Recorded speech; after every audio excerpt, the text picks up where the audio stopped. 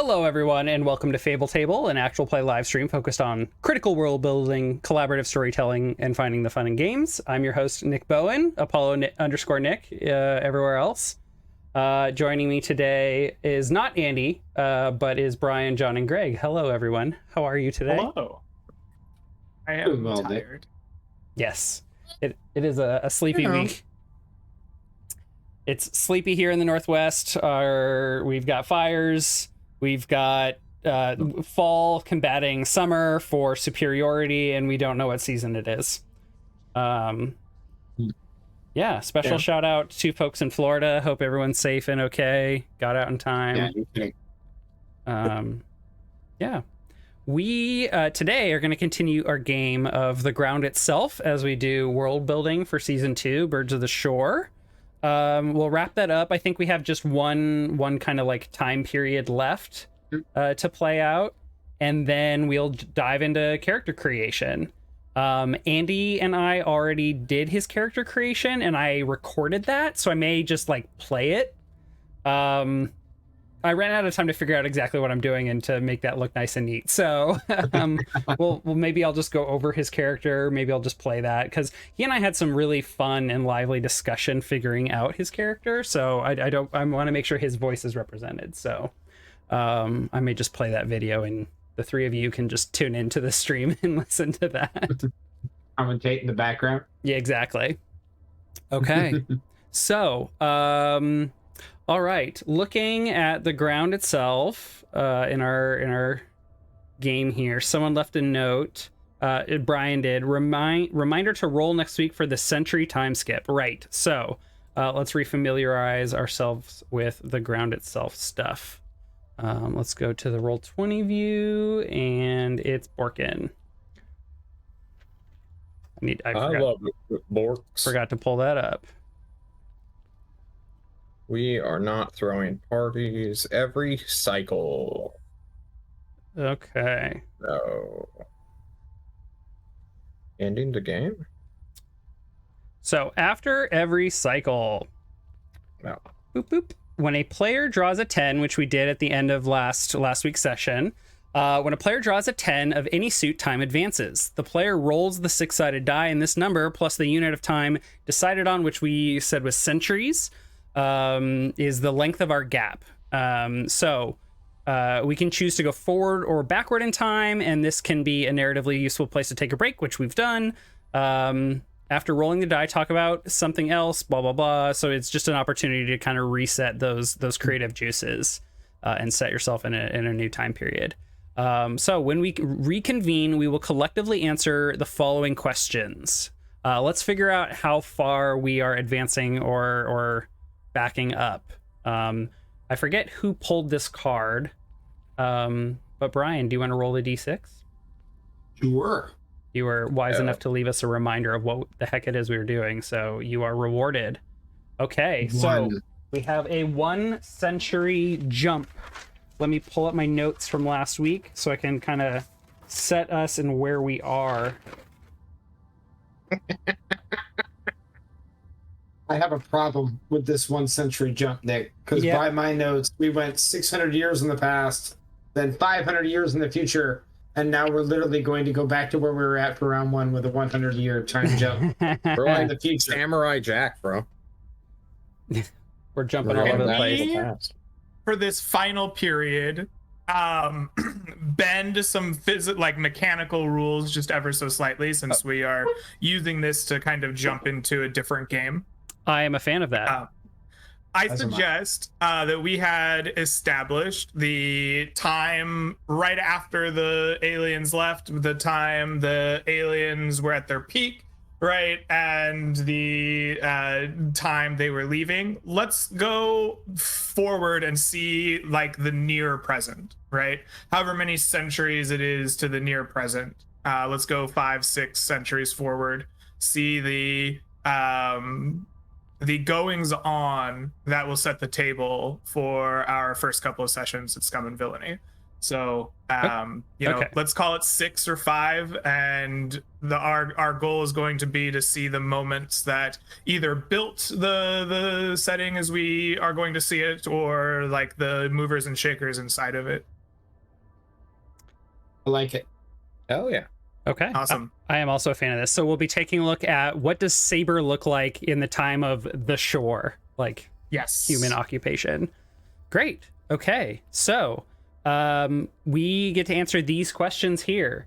Do our characters / civilization still live here? If not, who lives here now? Does anyone? I think we just answered that question. Yes. So our alien species, I almost just said anti-spirals. It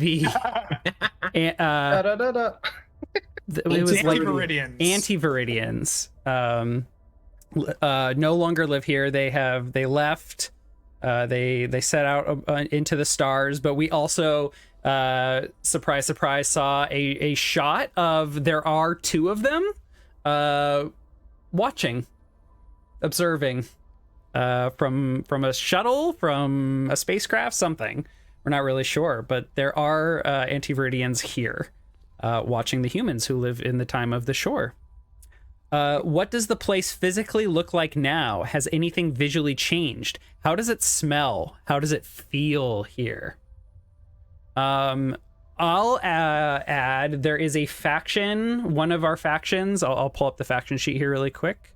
One of the factions I created that does operate here. In fact, there are a number.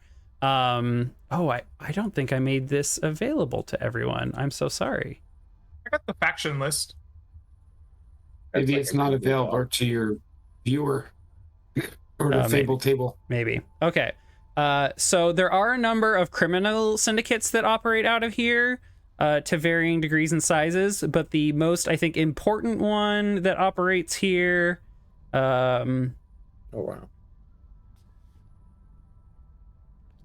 is Mianbao Midworld, the breadbasket of the sector, farming and processing the nutritious moss on Saber.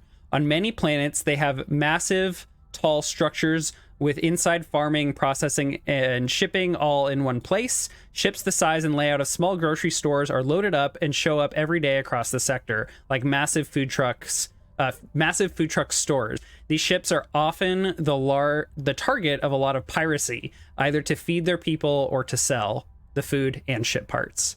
So they definitely, there's definitely at least 1 or 2, maybe even more of these like large processing buildings where the locals, can work. There's lots of places where there's farming, there's picking and processing as you move down through the building, and at the bottom is more retail, where people can like buy local. It's also where these ships come and land, multiple ships, like 1 per floor, kind of like in the bottom middle section, and then they take off and go to other planets that don't have like a lot of farming.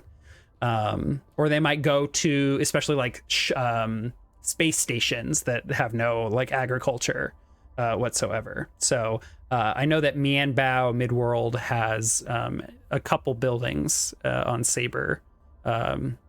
Maybe we get kind of 2 different views of Saber as it stands right now. There's the like green mossy farming taking place across the multitude of terraformed areas, different farming techniques for different regions, and then there's the sprawling spaceport and industrial like city, in which like people live, and the goods are brought from the terraformed farms here to be processed, to be shipped out. You have this like huge corporation that is bringing food across the sector, right? So you have ships coming in and out, and people from all over the sector kind of commingling here in like a very urban landscape. Mm-hmm. So there's kind of like the 2 sides of the same coin of Saber, kind of like their 2 sons. Mm-hmm. Ooh, I like that. What else, if anything? Do you have a name for this sprawling spaceport? Would you like to name it? It's your spaceport. You should name it, good sir. No, Um, you should, Brian. He asked you. Hmm. Contribute, Brian. Pretty sure you're gaslighting ass that I asked him. But that's okay. Look, I'm not going to contribute to the name. You should do it, Brian. Sprawling spaceport. Is this spaceport on Saber, or is it like a space station that hovers above Saber that like collects the ships and they transport it up? Let's. I was imagining something on this Mhm, planet itself, right? Like an expansion of this like sprawling metropolis. But if you're like, this is a game where we build on each other's ideas, right? So Mhm. if you want to be like, yes, and it's actually a like satellite that orbits the planet, and like there's like satellite to ground shuttles that I don't know. I'm putting words in your. It makes sense that the spaceport would be on the planet. Adding steps, you know, it's food production. You want it in a climate controlled environment type thing. Yeah. A spaceport, a name for a spaceport, place called Saber. Call it Emia. Oh, come on, Nick. You know you like fate. I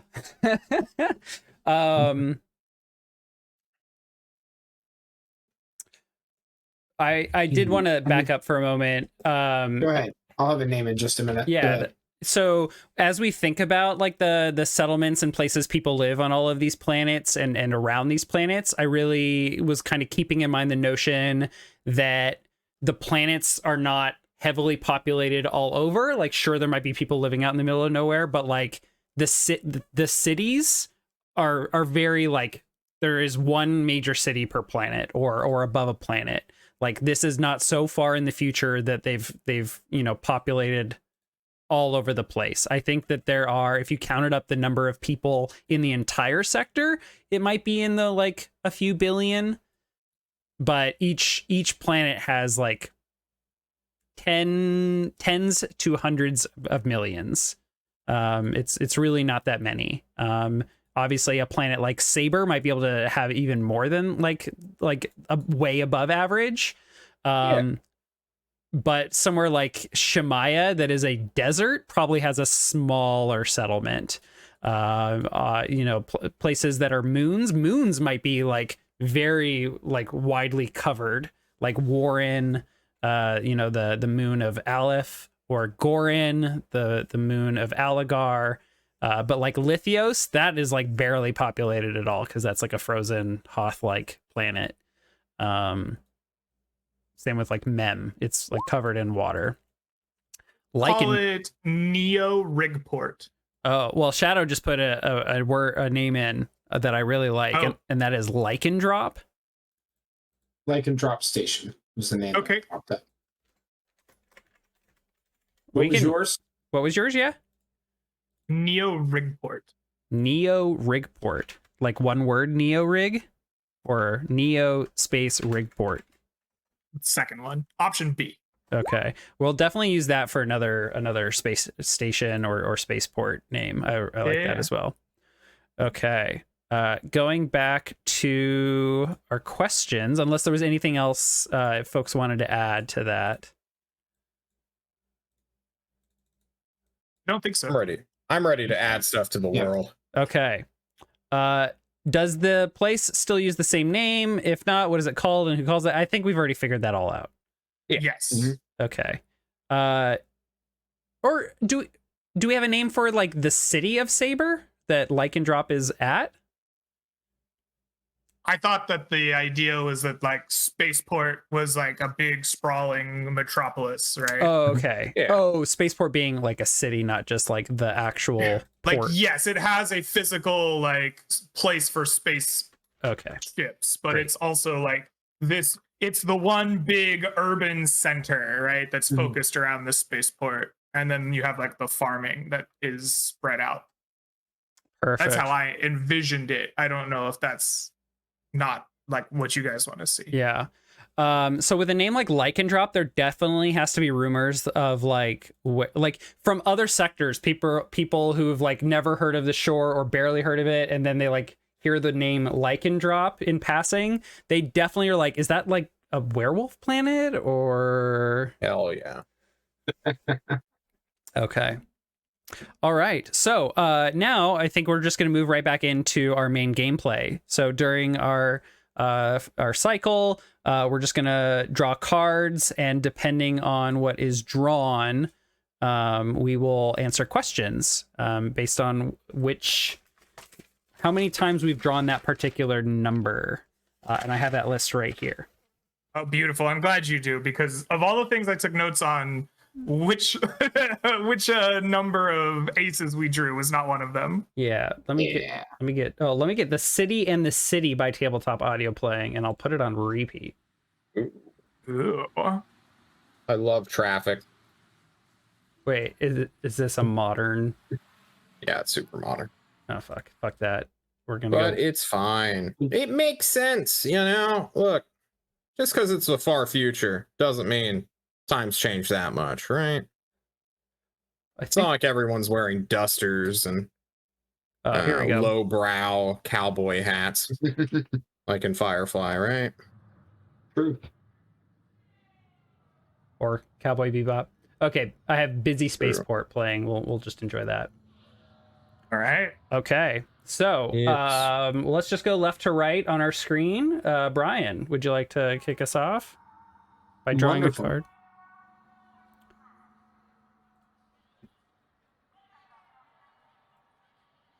I have the 6 of clubs. How many sixes have we drawn? This is our 4th 6.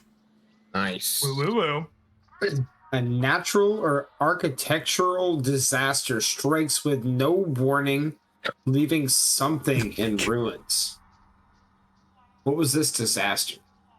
Oh no.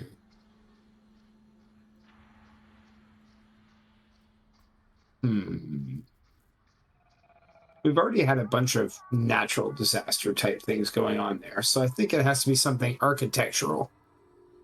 Well, if I can maybe offer you something, feel free to reject it.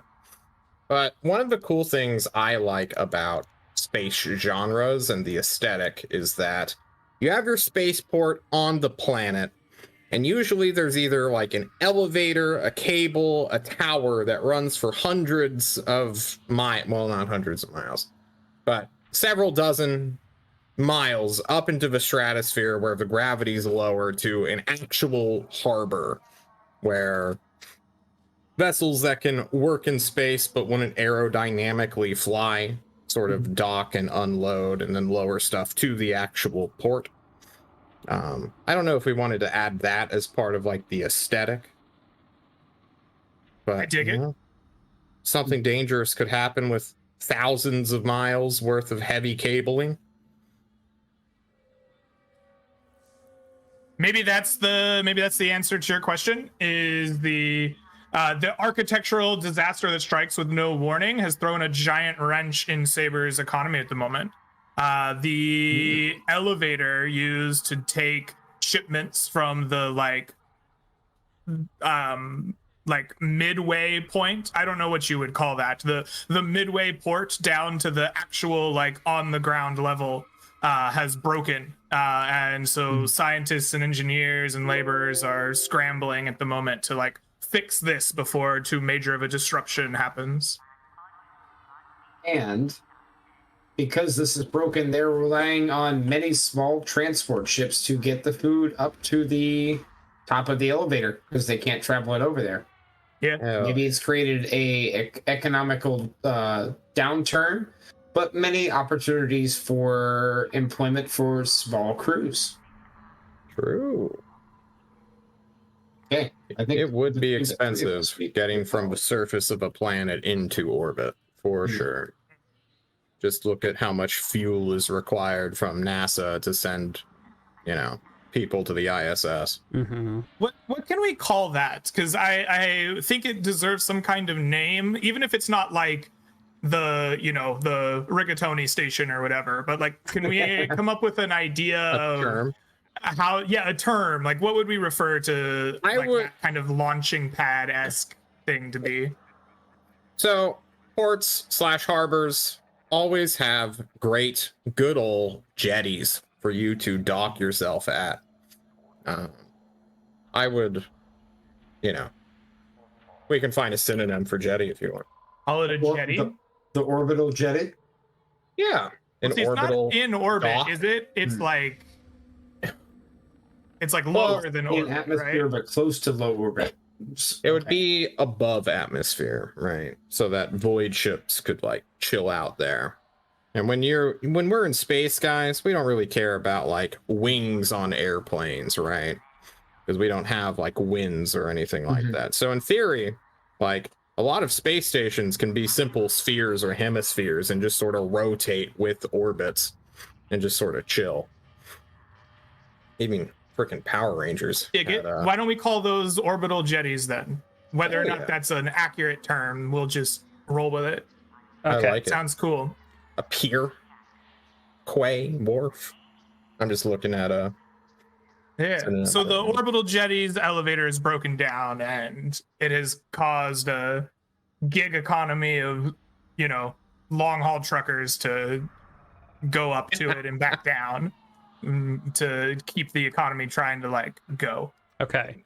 So are we saying that there is oftentimes a big difference between ships that are like capable of breaking through Atmo and that our technology oftentimes just separates ships between sorry, go ahead. I think it's something like ocean freighters and like something that could go through the bays, right? Well, I'm sorry. Please go for it. Okay, I'm going to take you up on that offer. So even with like our bigger ships of today's time, or at least of olden days time when we had like frigates and galleons traveling around, they'd often have tinier boats like rowboats that you'd send out with, merchandise, people, things like that, in case there wasn't an actual harbor, right? So if there wasn't like a deep or what's it called? Just a deep harbor, I think is the term, where your hull couldn't just go into or get like stuck on the sand or the reef. Okay. You'd send out low borne hulled ships to go and relay cargo. John's saying the same thing that I was. Yeah. The point I was gonna ramble on about because I'm a rambler. Okay, so for like the cruise ship, which is going to be a bigger ship, which might be like the Serenity or Millennium Falcon, or if you like me have seen Dark Matter, the wow, I've forgotten the name of their ship. I'm a fucking scrub. Anyway, so like bigger ships are like not gonna go fly down to a planet and then have the cost, the fuel cost to go back up through atmosphere, unless you're like willing to spend that and willing to pay that price. But if you approach like a moon or a space station, you don't have that problem. Yeah. Okay. And I think we could even, if you wanted to, break it down further and be like, the Millennium Falcon is a like small freighter, and it can go down to the planet and back out, but it wouldn't do well in deep space. Right. And these bigger ships that are freighting processed moss all across the sector in huge quantities are these big, like, think like 18-wheelers of space, right? And they just wouldn't be able to do the same mobility. Okay. So it's a question of scale as much as anything. So like shuttles might be capable of both, like, or are definitely capable of both, like traversing up the gravity waterfall, so to speak. Medium ships can do it too, but it's a little more expensive and costly in terms of fuel and energy. But then big ships just don't. Okay, great, love it. Yeah. They have no need. Okay. Maybe there are places out in space, like giant space docks, that literally build these big ships in orbit because they can't be built on planet. Right. Yeah. That makes a lot of sense. I guess a dock is not the right word. What would it be? A shipwright? Shipyard? Well, that's for constructing. Shipyard is the word I was looking for. Like shipyards in space that build like long freighters that travel in deep space. Yeah. Man, I can't wait until we have to start classifying all of our vessels, guys. I don't think that many vessels are made here in this sector. It's like one of the youngest sectors in human space. I think the idea stands that wherever they were made, that's how it was done. Yes. And then maybe Honda ships them here for us, but in the Honda sector, there's a whole bunch of floating shipyards. Yeah. Right. Yeah. And there might be one here or two, or people might make ships privately. Imagine having to build such a yard. That would take dozens, if not hundreds of years. Right. Right. So maybe one is under construction near a mineral-rich planet like Indri, or okay, I'll amend what I said. I think maybe no large freighters or large shuttles are made here. You know, like your Battlestar Galacticas or your big triangle ships from Star Wars. Nothing like that. Your Borg cubes.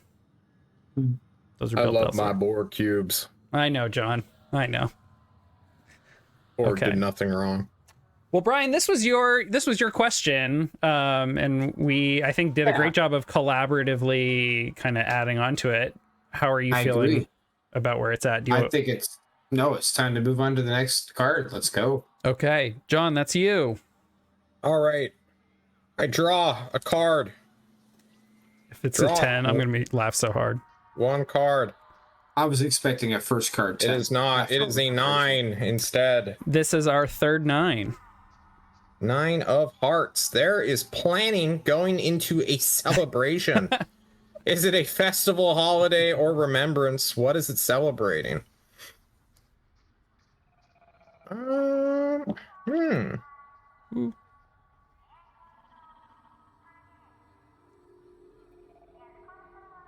Our time scale was in centuries, right? So this could have been. Oh, here's what it's gonna do. Right before the cable snapped and whiplashed across the planet of Saber, or the surface of Saber, many governmental delegates were coming over from a different part of human space, so not this sector at all, and they were planning on building Saber to be the new sector capital. And unfortunately for them, the cable that they were riding down on snapped and wreaked massive havoc upon the surface. Let's get some good old tension brewing on the political side. And this is leading to a celebration? It was leading to a celebration, but it was interrupted. Oh, I see. Thank you. Yeah. Let me get something else. But I like the robot ladies doing gibberish in my ears. Into the breach. Indeed. No. Coffee Traveler knows. Hang on. I build Schwartz cliffhangers, guys. On Dragon Ball Z. Well, that means we'll find out in like, what, 6 to 8 months? Yeah. If it was Dragon Ball Z, then it was definitely the Red Ribbon Army's like 19th android that like lived in the elevator for just such a moment that delegates were coming. He saw his He's about to be like destroyed by Frieza in one episode, but this time Frieza's going to be platinum. Hell yeah. You're welcome, Toriyama. Sorry. There was like a city one that's like really dramatic. Smoke is still clearing for 3 to 4 episodes. We have to have like 2 episodes of like Piccolo and Gohan like training somewhere else while the smoke clears, and then we need like Vegeta and Bulma bumming around Mega City, right? Like with their capsule tech. And then like the 4th episode, the smoke is still there, but now we're at ground zero and we reveal Android 29. Hell yeah. I haven't watched Then Dragon the Ball next Z episode, in over... Goku's dead again, and he's just running. He's just running somewhere. Oh, man. John is still on Snake Way. How are they going to survive without Goku? The city above. That's okay. It's like a multiverse now, right? You'll just Cinematic. find a like Goku sub prime, bring him in. Oh, shit.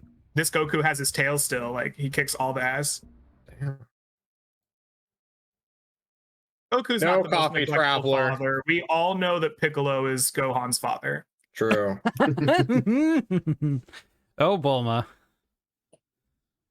We all know. He doesn't know, Greg. Get him. Sick him. I wanted to, but I didn't. I wasn't gonna push my glasses up my nose. Oh, Goku and Piccolo. Okay. Bulma is Vegeta's love interest. She mothered Trunks. Oh, yeah, Gohan that's right. Is the Hold spawn on. of I haven't Chi-Chi. watched Dragon Ball Spawn. in like 15 years. Chi-Chi, thank you, Coffee.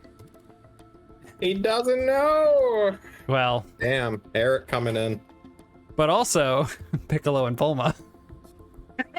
All right, I've drawn my card. Who's next? Okay, that would be me. Why don't I go ahead and draw a card? Here it comes. I'm feeling the 10. Oh, Draw one card. It is the 8. This is our 4th 8. 8 of hearts. How do I get rid of this thing? Okay. The future feels unsure, and the talk of our place has turned to preparations. What preparations are being taken, and for what? Oh. Thank you, game. The future feels unsure.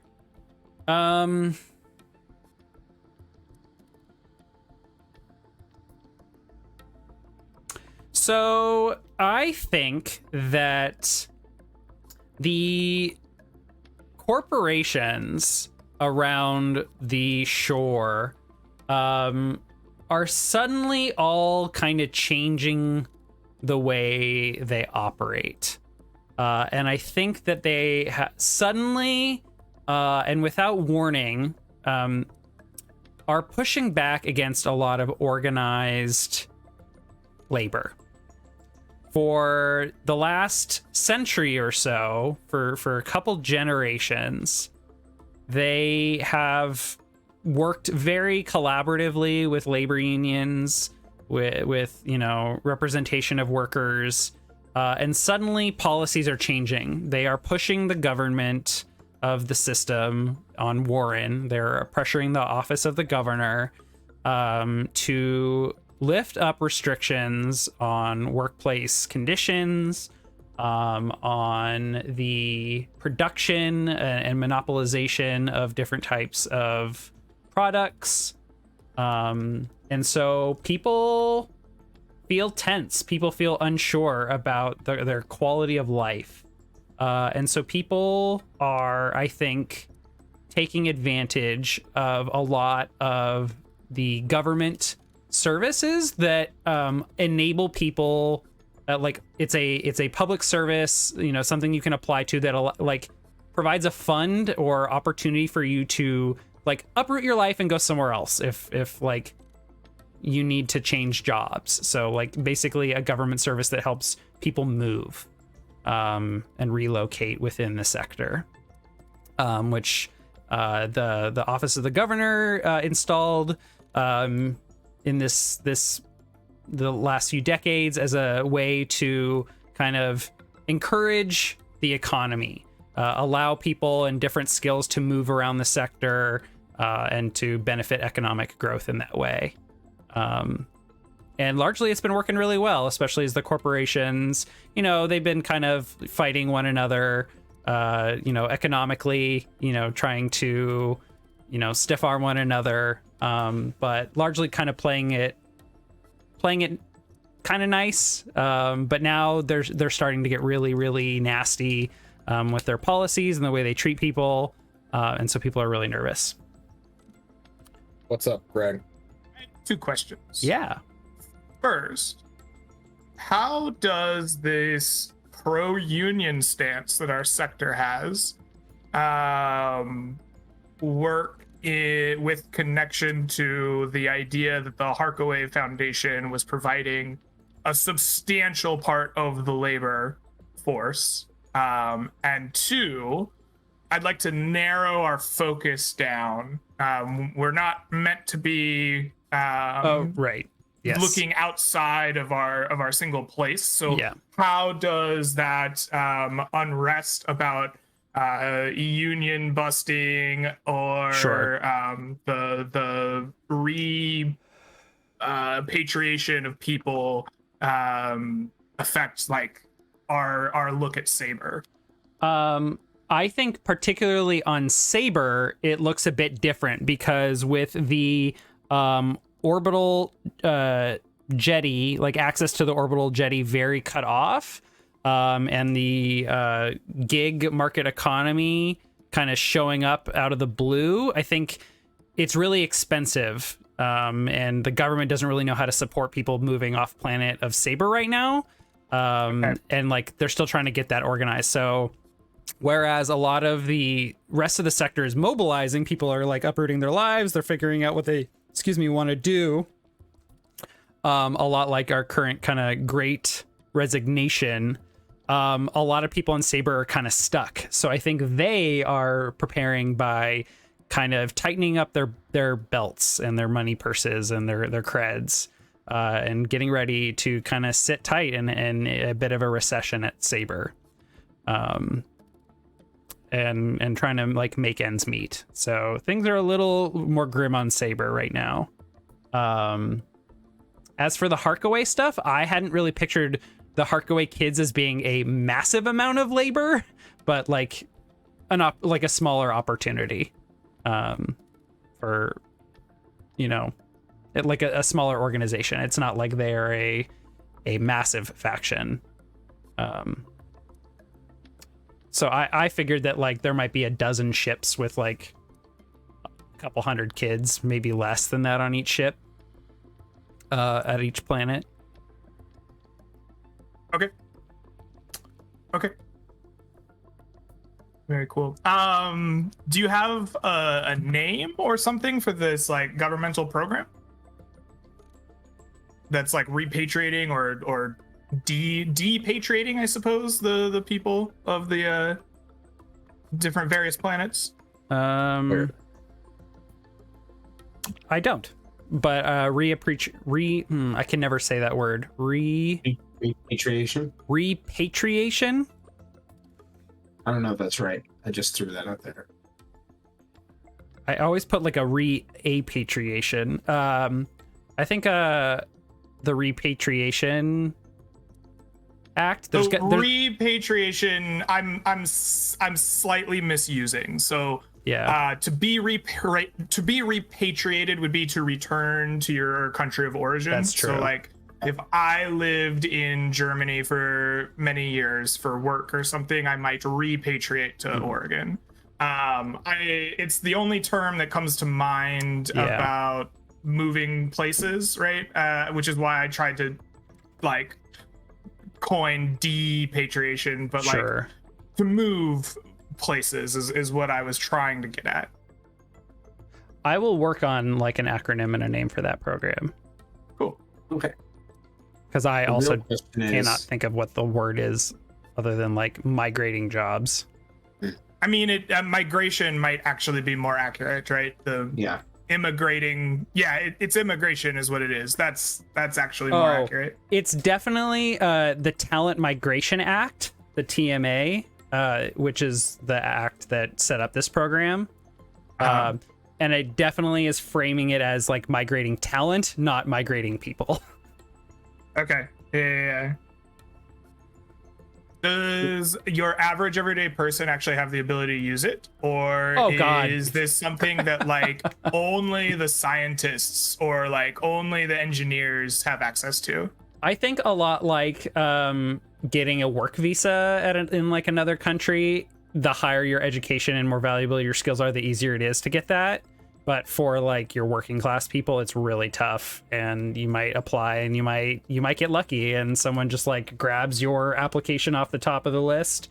You know, they might have like a percentage of applications are in a lottery, and a percentage are first come first served, and a percentage are based on like the location and where the office of the governor thinks like people, we want more people to go to like this planet. Like, so anyone who wants to talent migrate to Lithios, yes, we will fast track them. But there are, you know, there's so many people trying to get to Warren, and there's really not that many jobs. So those might sit there for years. The real question is, which corporation gets the funds to move people around? Oh, well, if it is sponsored and a corporation is paying for it, the government will fast track that, because that's money in the government's pocket to do other stuff, quote unquote. But if you just apply... Oh, go ahead. I'm saying, like, sure, the government has created this program. Here are your funds. We can use you to move you off planet. Migrate your talent somewhere else, but that money is being paid to something to move them around. Which corporation has their hooks in that? Like the mob or something like that? Also, a corporation could just like privately move an employee themselves. This is like people applying for funds when like they don't have any means, like, or corporation won't sponsor their migration. But you know, if you find the right person, you can pay them off, or you can pay them off to migrate you. So, yeah. All right. Any other thoughts or additions? Okay. Right, draw a card.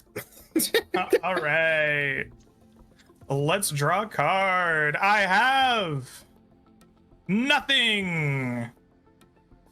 Wow. Did not drag onto the tabletop. Try again. Nope. Draw a card. Draw one card. Oh, you did it. Oh, it's a 10. Oh, here we go. Okay. So, a 10. Let me go to the ending the game, the fourth 10. When the fourth 10 is drawn, the game is over. No matter the number of cards left, I'm trying to open this window. Come on, roll 20. No matter the number of cards left in the pile or the stories that are in motion, our window has fogged, and the clarity of vision we had into our place is lost to us. It may feel sudden, but in truth, there is never a clean exit. Places go on forever, building narrative by their mere existence. However, just because we cannot know for certain what takes place after the window of our game does not mean that we cannot make some conjectures. After all, this is a game about long traces over time. By watching our place with such attention, maybe we have learned to predict what could come to pass. As a group, without cards, decide on the following. What happens tomorrow in our place? Who wakes up? Does anyone? What do they see, and what is the feeling they get from the world?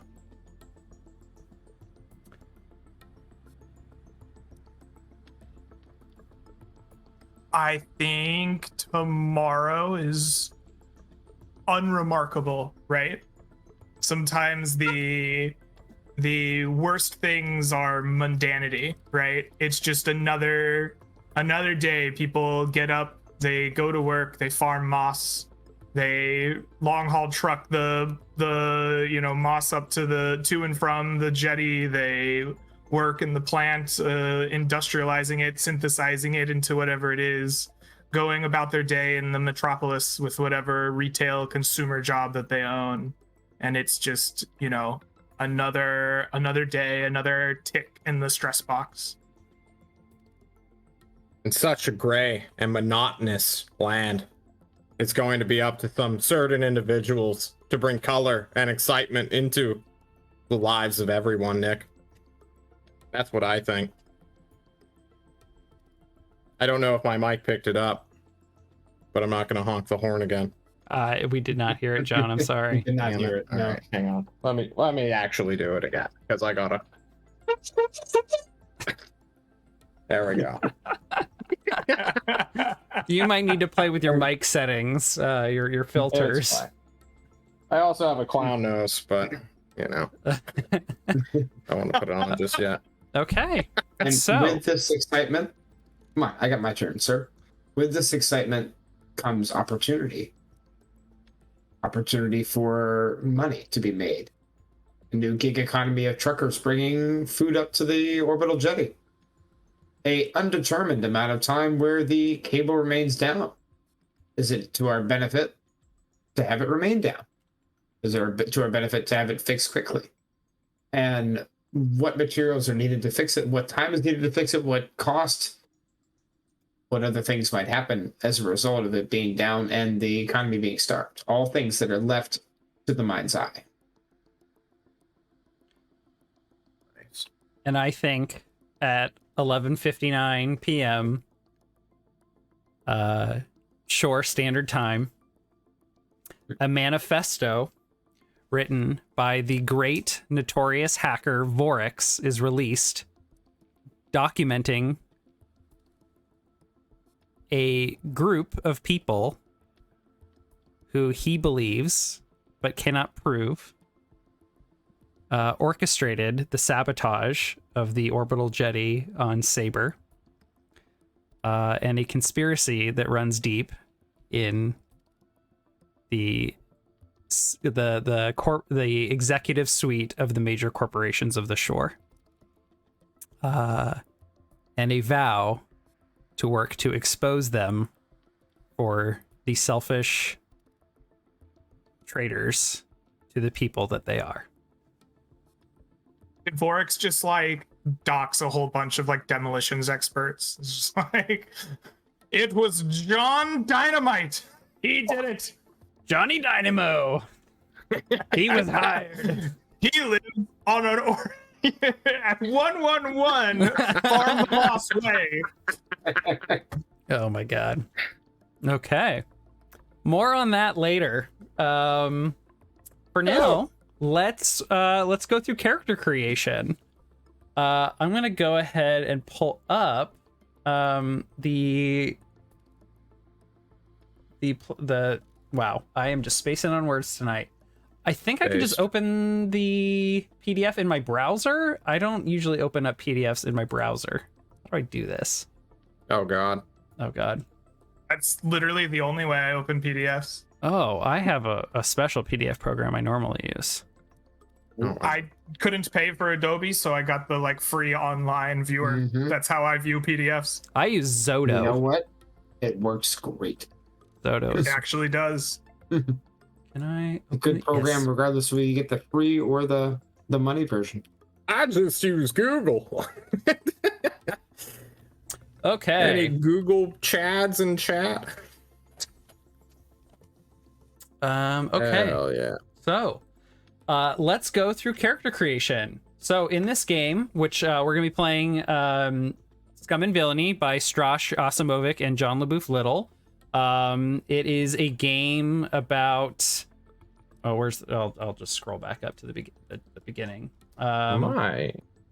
It is a Forged in the Dark game about a spaceship crew trying to make ends meet under the corporate capitalistic rule of the mega corporations.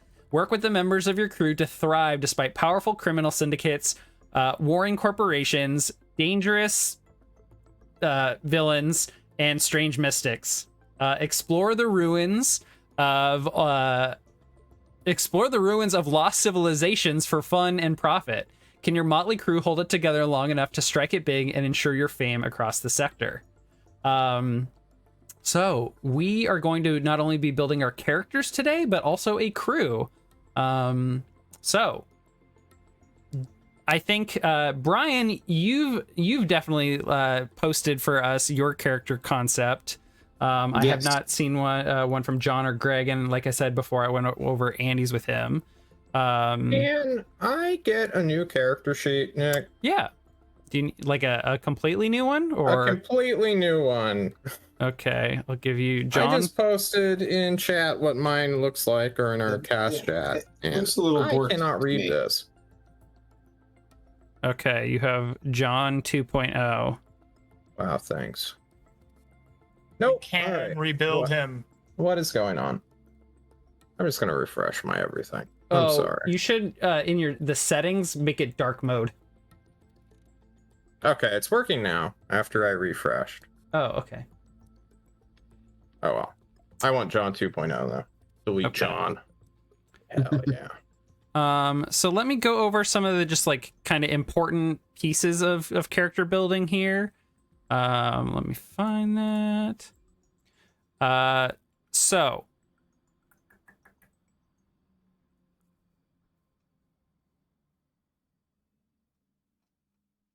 where does it say? Okay, so every player character in Scum and Villainy is a daring outlaw following their destiny out on the galactic fringe. All of them are familiar with the feats represented by the actions of the game. They're all able to scrap with enemies, skulk in the dark, attune to the way, and consort with contacts, and so on. This is not what I thought it was. There was something that articulated really well. But basically, you all are daring scoundrels. You're going for it. You're taking big risks. And trying to build a better life for yourself, no matter what it costs. I have a quick, just point of order question before we continue on here.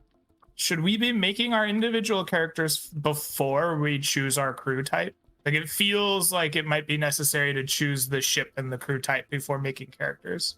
So I was just looking. The stream just cut out for a moment. Sorry about that, Greg. Down. It's back on. Oh, it is? Yep. Okay, great. Sorry to cut you off. I just wanted to make sure. No, that's fine. We were no good. worries. So very specifically, one of the main XP triggers is your crew specific XP, right? Mm-hmm. Yes. And your crew's reputation, right? There are 2 XP triggers, and there's only one. I guess you have your personal goals, but then you also have your playbook specific one, right? So it seems like knowing what kind of crew we're dealing with might be important to making the character archetype. Although I guess 3 of us have. I'm the only one that hasn't thought about my character, so maybe that's unimportant, and I should just pick a character. So the crew, the crew XP that goes. If it wasn't clear by what you read, it goes to leveling up the crew and the crew abilities specifically. Crew, the things that give you crew XP do not give your characters XP. Okay. The crew is considered as kind of its own character with its own XP track. So, okay. I think it might be important to figure out who our characters are, particularly to figure out what it is your characters are interested in achieving and what your crew's reputation, what you all are known for is going to be. Are you all savage people? Are you strange people? Are you brutal people? I think the character of the whole group together will come out of who are the individuals and how do they mix together. Okay. I'm totally down with us coming up with the crew first, but I just wanted to know how we wanted to go about it. Sounds like character creation first is the way to go. I haven't heard anybody else mention anything, so I would like crew first. I feel, or at least knowing what our individual character's ultimate goal of working together should be. Sure. In that case, I think reputation might be something that we come back to and revisit. We can talk about it first and maybe kind of point at the type of reputations we might be interested in and the ones we're not, just so that might help particularly Greg in coming up with his character, and also in the rest of us in smoothing out our characters and tweaking them a little bit. I don't know what reputation means. We'll get there. We'll get there. It's one of the first. It's the second thing we pick. Besides the type of crew. So, one common trope of the sci-fi space adventure genre is that the ship is as much a character as any of the crew. This is the same case in Scum and Villainy. What binds your crew together is the ship they travel on. It's the place they rest, fight, and escape from villains and society in. In fact, it's completely possible to play through enough successive personnel changes so that only the ship remains the same. There are a lot of questions to answer when you set up your ship, but the most important questions have to do with what kind of story you want to tell. The choices you make during this phase will go the furthest towards determining what themes and conflicts you'll see in your game. In this chapter, you'll learn about the various ships in the game and how to create a crew that you're excited to tell stories about. So, the ship, first and foremost, will determine the jobs that we'll focus on, as well as the selection of special abilities and upgrades and so on that support that kind of action. The ship type isn't meant to be restrictive. The Star Dancer might sometimes engage in bounty hunting, like the Cerberus, or antagonize corporations like the Fire Drake. But the core activity of the ship is the most frequent way your crew earns cred and XP for advancement. So just because we pick one doesn't mean we're never going to see like jobs from those other ones, you know, and especially as y'all like become more and more interested in the world and engage with different pieces, we'll definitely see, you know, how that manifests. So the Star Dancer, and we can always rename our ship. The Star Dancer is for smugglers and blockade runners looking to do odd jobs, small thefts, and find lost items. The Cerberus is about extraction specialists looking to find missing people or items and claim bounties. And the Fire Drake is rebels and criminals looking to protect the downtrodden and fight the mega corporations. Like a character playbook. Oh, go ahead, Greg. I'm sorry, I didn't know you were still reading. You came to a natural pause. Go for it. Like a character playbook, your ship type is also how you're known in the underworld of the shore. The criminal factions and the corporations think of you as smugglers, bounty hunters, or filthy rebels, and will treat you accordingly. Choosing a ship type is very important. It's a way for the group to say, these are the sort of jobs we want to do. I'm just going to scan the rest of this and see if there's anything else important. We should choose a ship type that everyone is excited about. As a player, be vocal about your preferences. You're about to invest many, many hours in this game. So if you're feeling lukewarm about one of the options, please speak up. Once we've chosen, we will grab the appropriate ship sheet. So we have a ship. It's a sheet that's called the crew. I will update that with our whatever ship type we decide. And, you know, just because this is the way I like to play games, if we do look at other ships and we see like abilities we're really, really interested in, we can always kind of hack this and move ship abilities over and stuff. Okay. Love it. I wanted, before we jumped into picking and choosing, to ask if you had spoken with Andy at all about his preferences on crew. Yes, I did. Because obviously we can't talk to him, and we'd like his input, obviously. Yes.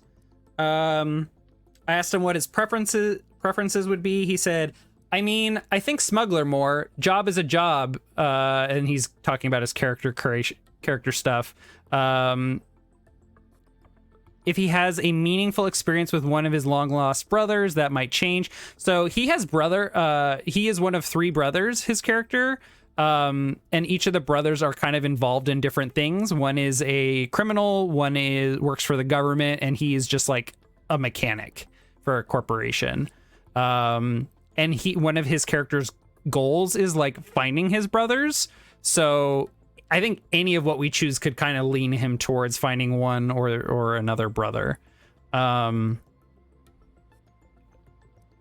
He also said working directly against corporations might be a little more intriguing to him as well. So, is that a lean towards I think that's a lean towards the Fire Drake. Yeah. The rebel, the rebel one. So it sounds like he's not very interested in the Cerberus. Is anybody like John or Shadow? Are you interested in the Cerberus? I know I'm not interested in the Star Dancer. I do not care for smuggling at all. I think it's kind of... I don't want to... Be vocal with your opinion, sir. Say foolish. I'm just going to be vocal with my opinion and say that I don't think John vocal with his opinion? Apollo. Yes. Okay. Excellent. But you don't want to play the Star Dancer. It doesn't sound like Andy has much interest in the Cerberus, is what it sounds like. So it kind of seems like we're pointing towards the Fire Drake, unless Brian or somebody you're not that interested in it. I was actually leaning towards the Fire Drake. What were you leaning towards, Greg? I have very little input. I think that any of these jobs would be very interesting. They're just going to inform like the character that I might make. Right. Oh, yeah. Okay. So it sounds to me like everybody's kind of leaning towards the Fire Drake. Okay. And so we're rebels and criminals, and we are directly opposing the kind of corporate, the corpocracy of the sector. That's kind of where my character is probably going to lean. Okay. So that would have been my first choice. Okay. Then I think we are a Fire Drake.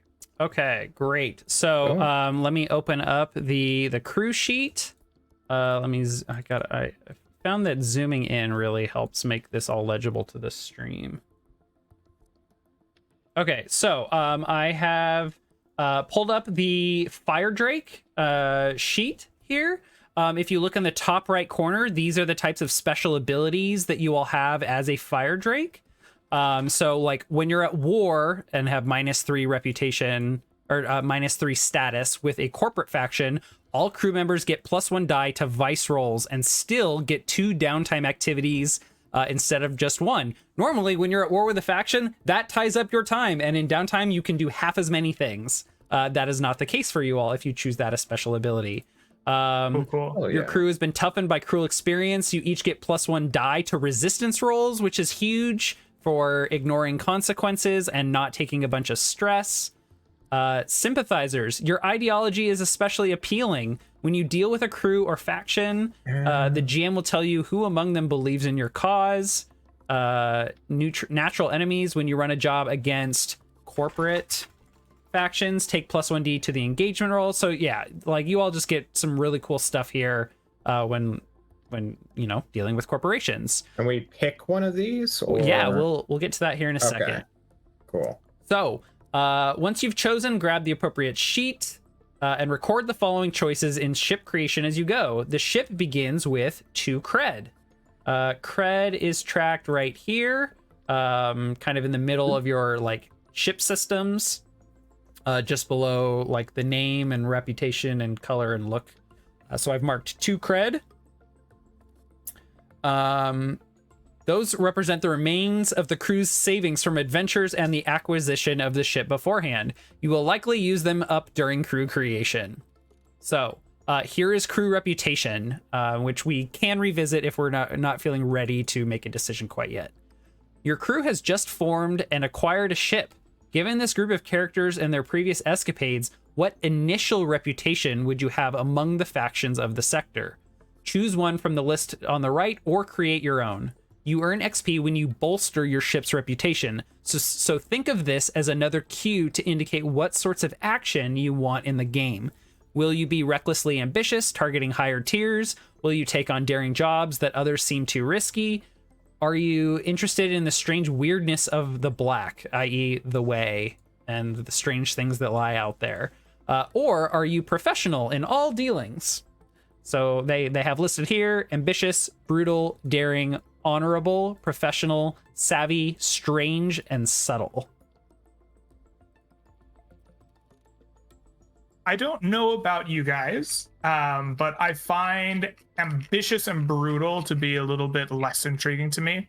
I don't particularly enjoy playing particularly like brutal characters in a non like fantasy setting, right? Like I'll kill some goblins in D&D, but when it's not just like a robot or something, like a brutal philosophy in this setting seems darker than I would like it to be. Ambitious seems to be a like good way to tie us up in super long form missions that I'm not sure are exactly the way that I'm leaning, right? I think I'd like, at least at first, to be a little more grounded in our mission selection. I don't know if that vibes with you guys or how you feel about that. I'm trying to find out where we are in the PDF. Oh, I'm sorry. This is page 113. Like that's the page in the corner. My PDF reader says this is page 123. Okay. I want to lean away. First of all, I'm okay with both of those, Greg. I agree. I want to lean away from professional. Okay. Because I feel like Andy's playing a wayward mechanic. I'm playing more of a trickster, shyster, get rich quick guy. I think it'd be much more fun to be more criminalistic in nature as opposed to be standard and set to a set of rules. I'd like the variability of. I think I'm leaning towards strange as well, Brian. Well, so strange would specifically be like focused on the way on space magic. Mm-hmm. Oh. What if I were to propose a different name? Yeah. What if we had a reputation of being audacious? Our crew is willing to undertake surprisingly like not ambitious but like daring or difficult. Boldness comes to mind. And like a lack of like self-preservation, maybe, right? There's an audacity to what we do. We might oppose anyone type of thing. There's a lack. I like of, that. Yep. I like it, especially because weirdos who are going to show up and beat up, Darth Vader out of nowhere. Right. Yeah. There's an audacity to being like, we'll face down Darth Vader. We're not going to go like take down the Empire, but if we need to steal a gemstone from Darth Vader, we'll get him. It's not a matter of who, it's a matter of how. So I like this. I think audacious is kind of innate to any character in this game, though. Like your bold and daring scoundrels is kind of the pitch. So what is the flavor of audaciousness? Like, how are you all coming at corporations? Like, what is, like, when people talk about this crew, like, oh yeah, they're going against the corporations, like a number of other factions, but like, what is specifically audacious about you all? Okay, how about daring then? Right? Does that satisfy your conditions? No, I'm just trying to figure out, he's like, asking for exposition on like what is the group's notoriety? So like if we bring up like, oh, the Fire Drake crew, oh shit, like, did you hear about that thing they did? Yeah, that was audacious, but like, are you asking this for a mechanical benefit or boon that we're supposed to know about? No, it's the mechanical boon of a reputation is when you act in that way. So I guess audacious. I don't know. Literally one of the choices up there, along with ambitious and brutal, right below that is daring. Right. You should totally pick daring as a choice, but you're asking for what makes us daring. Right. So like, I think it's just generally daring to go up against the corporations because they're bigger than you. Like, if you come at them straight on, you're likely not to succeed. But if you come at them sideways and try and like ruin their day, like not necessarily their year, but like you can ruin their day for sure. But I'm struggling to articulate this. Are we looking to pit corporations against each other to bring them down to their ruin? Are we looking to protect people of the common persuasion from the wrath of the corporations? Are we looking to get rich quick off the corporations because we know that they're busy with other shit? We know we can get away with it. I don't think that level of detail is what we want here. I think we want it to be fairly general, right? Your reputation is one of daring do. So when you do things that are exceptionally daring in Okay. any respect, right, then you have bolstered that reputation. Okay. Right. Versus like, let me frame it this way you're then. honorable. So whenever you uphold your word, you have Right. bolstered your reputation as being honorable, right? So by picking Fire Drake, I'm going to be presenting to you all missions that go against the corporations.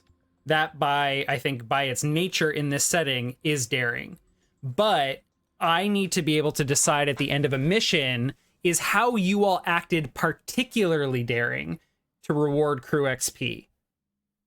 And if you so what is the difference between going against a corporation and being daring? Going against and not a corporation isn't a thing we did. It's a job, right? It's about how that's accomplished. Okay.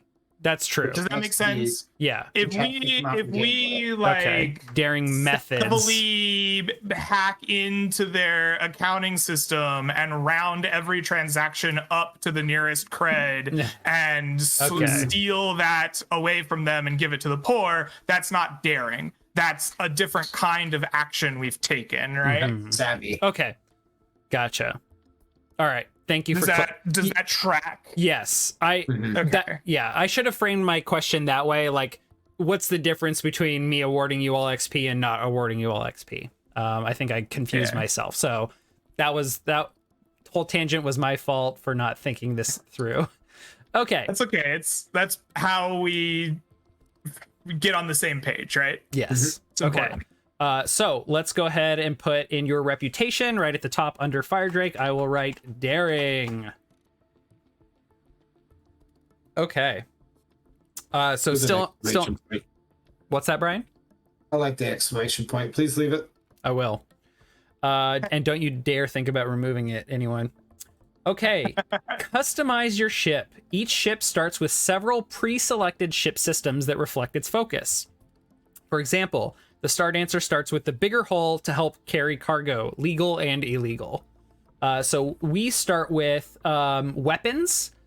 Your weapon rating is 1 out of 3, and anytime you mark like one of these chevrons next to each system, which are comms, weapons, engines, hull, and shields. Oops, I don't think I should have marked shields. You all can add a module to that system. So not only are your weapons a rating 1 weapon, you also have the ship module of particle cannons that are filling that weapon slot. It's possible, for example, to have 1 in comms, but no module. Okay, so the ship by default as a Fire Drake comes with particle cannons. We can reflavor that if we don't feel like energy weapons are what we're interested in our setting. You also have jump drive. What I think this represents, because we don't really have FTL in our setting, I think what this will represent is you all have that ability to go like into atmosphere and go to like the surface of a planet. Like we discussed before, like even though you all have like a medium/large size ship, you all can definitely do that. And I think you also can travel between star systems faster. I'm interrupting now. Yes. So as part of the Fire Drake, we get this cool little ship gear called a shuttle, which is supposed to let us do that solely because our Corvette cannot land on planets. Okay. So in that case, normally I think jump drives help you move between star systems a lot faster because they're very, very far apart. And you all are even capable of like intersector travel. Like you could leave the shore and go elsewhere in the Orion. I'm just gonna say that you all can move between star systems relatively quickly, like much faster than other ships. That makes more sense if we are constantly on the run from corporation mercenaries. Absolutely, yes. Rather than suddenly we have to fully dive into corporate headquarters. Yeah. Because, you know. And then you also have crew quarters, which I don't remember exactly what crew quarters do. I think it just means you can sleep anywhere, but crew quarters are actually meant for it. Crew quarters afford privacy and comfort in a domain where such things are luxuries. Also, you don't have to share, and you know the first mate snores. So yeah, you all have some nice digs for sleeping in. So it looks like we already start with crew quarters. Yes. Yep. You have those. Cool. Okay. So that's what we have by default. Next, you choose 2 additional ship systems to improve between engines, hull, comms, and weapons. However, you may instead choose to improve crew quality, but it'll cost your crew 2 cred, and you will owe the folks that helped you improve it. A higher crew quality refers to the quality of gear and equipment of the crew. You're able to take on more powerful factions on equal footing and can therefore handle harder jobs more easily. Not to mention, your crew will just have nicer stuff. Okay, is there like a list we can look up, or can we come back to that? Yes. So it let's see here. Your crew quality is 0 right now. That should have shifted. So you're Are you familiar with the way the game starts? Like when we start a mission, John, have you read that part? No. So the crew is going to be like our abilities when we are zoomed out of the fiction. So when a job starts, we're going to have like an encounter roll, essentially. That's going to throw us in the middle of the fiction at like our first obstacle, right? And so our crew is going to be able to, in that like kind of zoomed in time, be better. So we could be like, have more gambits that we can utilize. We could be more hardy, right? We could be able to take more trauma. We could those types of things. That's what a crew upgrade would give us. So, go ahead, John. I'm wondering where that is so I can look at what they do, right? So, is that on like a certain page number? Crew quality has like a lot of different benefits. I'm gonna try and point you to a specific. Okay. Never mind. I found it. It's on page 130. I'm looking for like, if we get to, module upgrades, I'd want to know what they do rather than be like, get a targeting computer. And then like, right. What's a targeting computer do? So right now, this is not getting like ship modules. This is just increasing the level of the ship's system. Oh. You can then, since you have an additional slot, fill that with a module, but you'd have to acquire it first with additional money or a job to get that thing. I'm getting you guys. Sorry. So, for example, you could improve comms, which would just give you better ability to communicate like between yourselves and the ship, or like detect ships. Better weapons mean that you deal more damage to enemy ships. Better engines mean you can just pull better maneuvers or get there faster. And better hull just means you can, shrug off more damage. But these are also our dice, right? Your dice when performing ship So maneuvers. when we want to get away from the corpse, right? If we have 1 pip in engines, we'll roll a d6 to try to succeed. If we have 2 pips in engines, we'll roll 2d6 to try to succeed. Yes. Right. So like where we're putting these pips is going to make us more effective at doing these things. Ship stuff. Yes. Whereas crew quality is more about like your gear. And the better quality your gear is, it can either negate penalties or give you bonus dice when dealing with like let's say you're trying to hack a system and your crew quality is 0 and you're trying to hack a like tier 4 like security system. Your position and effect are like very, very limited and risky. But if you have upgraded stuff, you can offset that. Or like I think I described it to Andy as like the difference between like Han Solo pulling out his blaster and firing, and then grabbing Chewie's bowcaster and firing that. That's like 2 tiers higher in quality than his little pistol. It's just better stuff. And also when you acquire assets and like go out and look for stuff to like borrow or rent or use temporarily, you can get higher quality stuff for temporary use as well. I think the one downside to increased crew quality is your ship upkeep becomes more expensive because your ship is nicer. Okay. Well, gamers. Does anyone have any thoughts? Personally, I like dice over crew. I would agree. I would rather like to be able to like systems now. Roll reasonable dice, and I like in this game, if you have 0 dice, you'll roll essentially disadvantage. And I like being able to roll without taking the lowest, without acquiring stress, right? One of the ways in this game, you can always find ways to roll more dice, but you'll take a devil's bargain or you'll add stress or something, right? And so I like just being able to, like, if you think about it, a 4 or a 5 is a success in this game. So like if you have at least one dice in whatever you're using, you have a really good chance of succeeding, even if it's at a cost. So I suggest that we put 1 dice in comms. And then we only get 2, right? You get 2. Yeah, so I say we put 1 dice in comms, and then we choose what we want to be like best at. Like, are we a ship that's fast and gets away from things, right? We have like good engines and we're mobile. Are we the master blaster of the shore? Do we roll up and blow things up?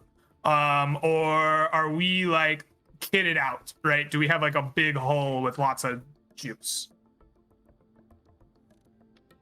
What does comms do?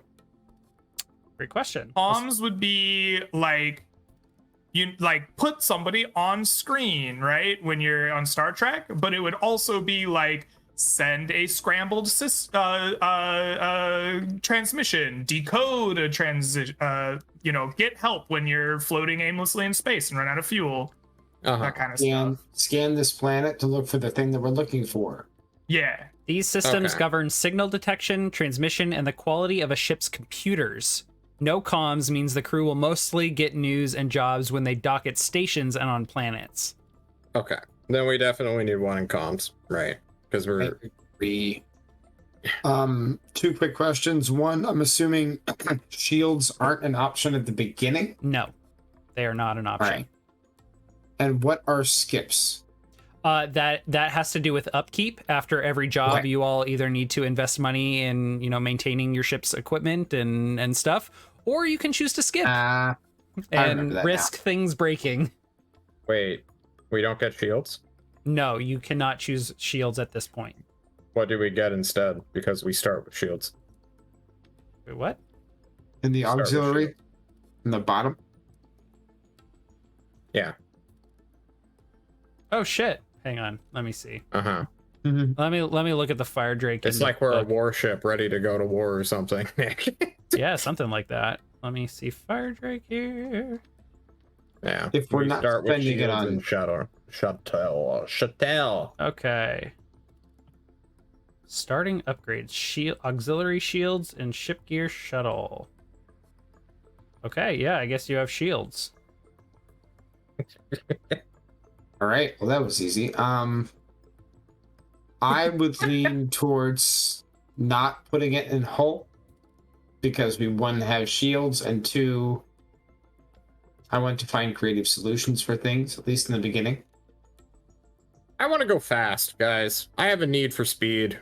I want our ship to be painted red. Fast. Yep, engines it is. Okay, we'll put another one in engines. Excellent. This is going to trivialize, I think, getting between star systems. You all will have no problem. Like, it might take a day or 2 to get between systems. Okay, zoom. Zoom. Okay. So, we put 1 in comms, we put 1 in engines, we have updated shields. Fantastic. So, after you decide what you want to improve, the GM will tell you about a faction that helped you get those improvements. They did you a favor. How did your crew respond? Did you Pay them off. Give them 1 cred in exchange for a job well done. No strings attached. Nothing owed. Or you can owe them 1. Promise them you'll return the favor down the line when they ask and gain +1 status with them. If you choose crew quality, you must take this option. We're ignoring that. Or do you stiff them? No need to pay a faction that doesn't demand payment up front. Take -1 status with that faction. Okay, so looking... A faction. Yeah, let me think about this. I think that for the excuse me, for the improved engines, and I think that I know that y'all like the ship comes with it, but I just want to flavor that, like, I think you all got kind of like a what do you call it? A prototype engine added to your ship. And this was a favor done to you all by the Echo Wave Riders, speed junkie pilots. Many organize illegal races through asteroid belts, corporate territory, off-limit dark space, the star lanes, through busy cities. They don't care. Many take dangerous jobs. Echo Wave Riders? Echo Wave Riders. They are criminal dumb. Many take dangerous jobs for pay, and a few test dangerous new engine/flight technologies for pay. ... or not. They wear pins that show how many races they've won. And I think that you all were given this engine by an Echo Wave Rider named Dom Ferris. And basically he stole this engine. He was playing around with it and riding with it, but then he needed to lay low because he caught some heat. So he like brought it to you all and had it like installed on your ship. He was upfront about it. He's just like, yo, I need to offload this. Yo, can you give me a quick buck? Pay me a cred and this is yours on this ship. It'll get you wherever you need to go real fucking fast. Do you want to pay them off, or would you rather owe the illegal Fast and Furious crew a job? Because I want to owe the Fast and Furious crew a job. I'm there too. That sounds fun, but also making enemies immediately is what I'm really good at. I really like the idea of pissing them off. I'm fine with owing them, but I just want that out there. Okay. I would Welcome like to to the owe chaos. I would like to owe this crew. Okay. All right. We're going to owe this crew, Nick. Okay. But I'm totally okay with making enemies of somebody else, especially the group that we got the comms from, depending on who it was. Okay. On our faction sheet here, I have updated your status to a +1 with them. I also listed, I put next to their name, owed. Nice. Okay. Now for what was the other, you all took comms? Yep. This isn't for each one, right? This is for overall improvements, right? Yeah. For these 2 improvements, like someone helped you out with these upgrades. So we get to do this twice. We don't have to do it once. Correct. Yeah, there's gonna be another faction that I get to pick, and this one's for the comms system that you upgraded. Give us a way into the government, Nick. Yeah, I was looking at the Department of Sector Communications. The DSC manages relays of communications between planets, star systems, and is presently working on long-range communications to connect the shore to other sectors. I'm going to add more reliably. Basically, there's just like a data burst that comes from like another star sector like once a week with news and information and all that. Most news usually gets to the shore faster by like the truckers that are bringing stuff to the shore, who just bring like gossip. The Department of Sector Communications are way too small and underfunded to be effective. No wonder messages take forever to send, and the net is constantly spotty. So I think that these guys. There was an employee there. I think their name is Ashley Ferndale. I have a question. Rather than giving them to us, we want to make enemies, right? Not of a Maybe government. we stole them. I'm a government shill in this campaign, guys. I'm sorry. I don't care what my character is, but I love the government. You are fighting the government. That's what No, we're fighting the corporations. They are the government. It's a corptocracy. Is the Department of Sector Comms a corporation, Nick? They are a government department. Is that a different thing than corporations? So the government, like the office of the governor and these departments, are responsible for the shore. But planetary business is largely managed by the corporation or corporations that have chartered that planet. Okay, so they're competing. Yeah. Kind of. Pretty much. Like the department. So is this like Theodore Roosevelt versus like the Rothschilds kind of situation? I'd have to read up more on that before I can comment. Okay, well. I don't want to get canceled, John. I'm sorry. Please do. Because we're doing this in space, right? Yeah, so they're trying to up the Department of the Shore, or the Department of the Sector Communications is trying to like upgrade. So like I think one of them is like, hey, we've got these like ship, like you can plug these into your ship and they'll like prepare you for the, you know, the new USB 5. Or no, now that's what I call USB 50. I'm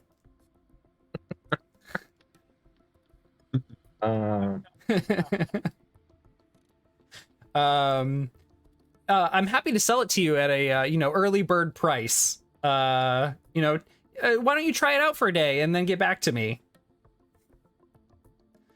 Says perhaps this Faraday lady has a personal love of clowns and has done as our in.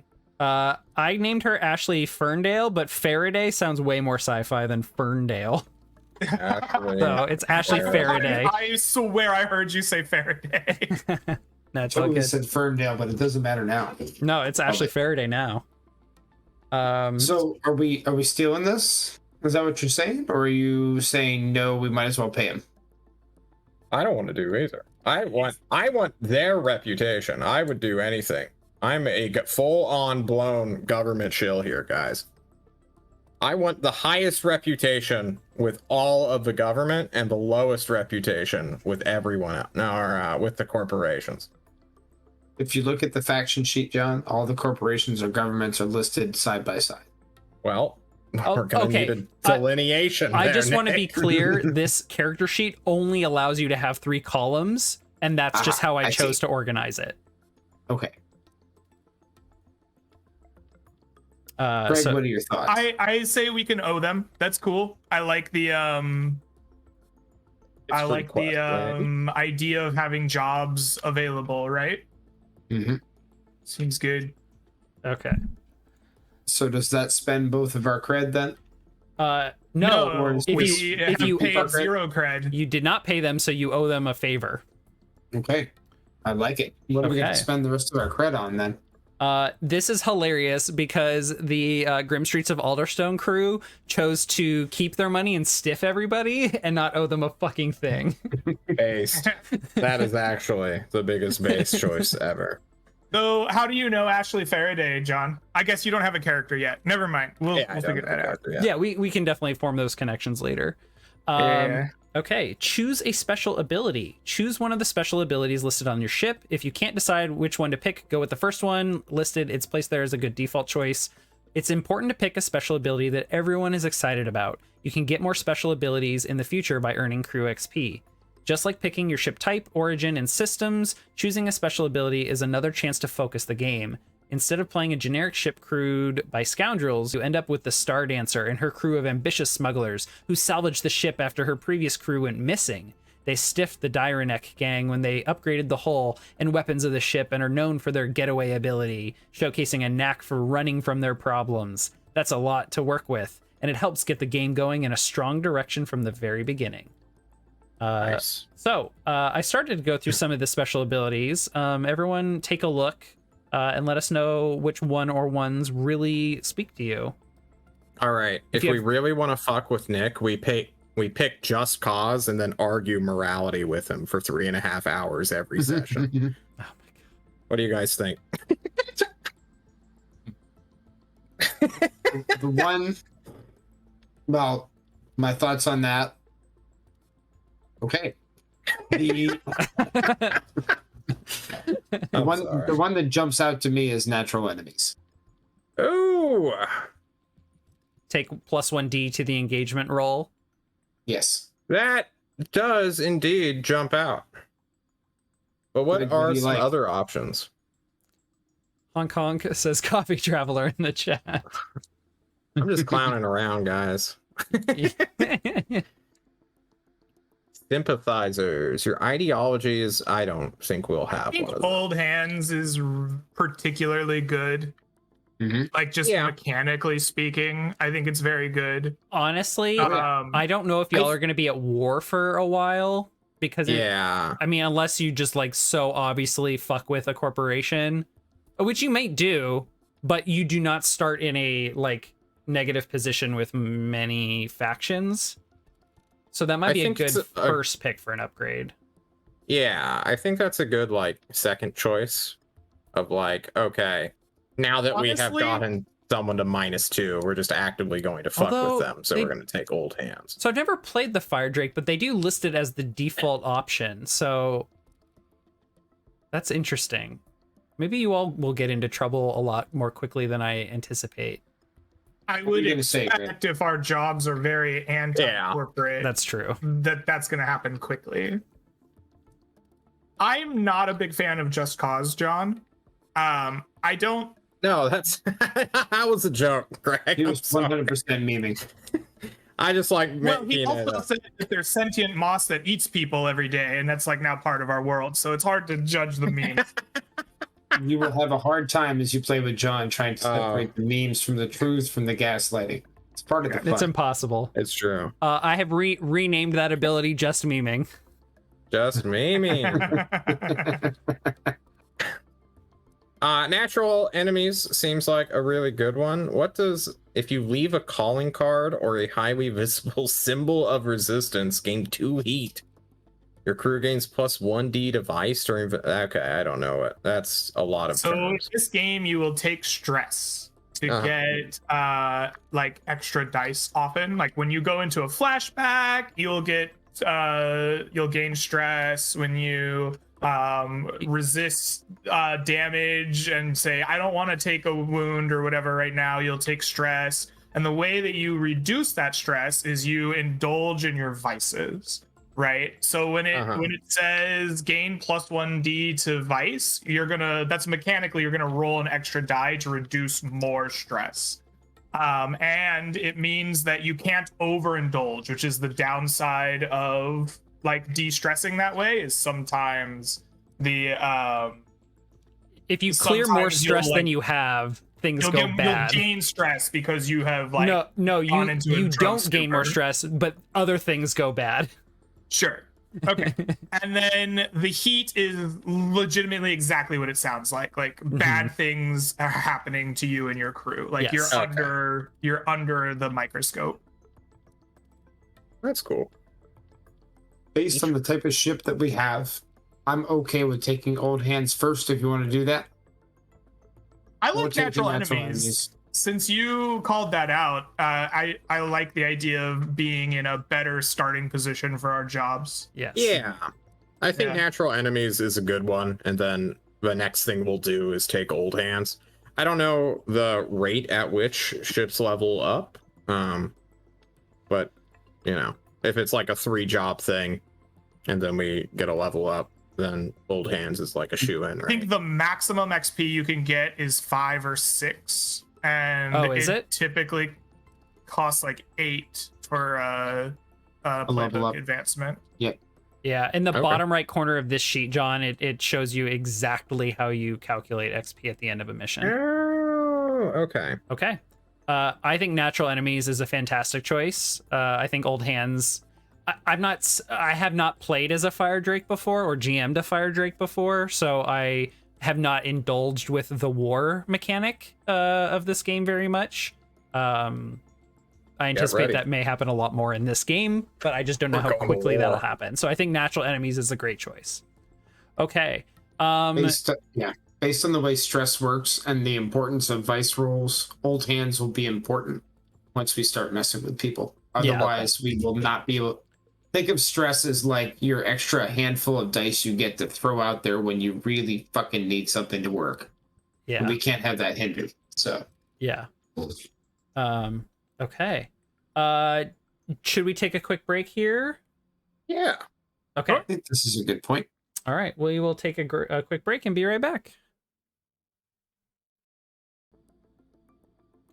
We are back with ship and character creation.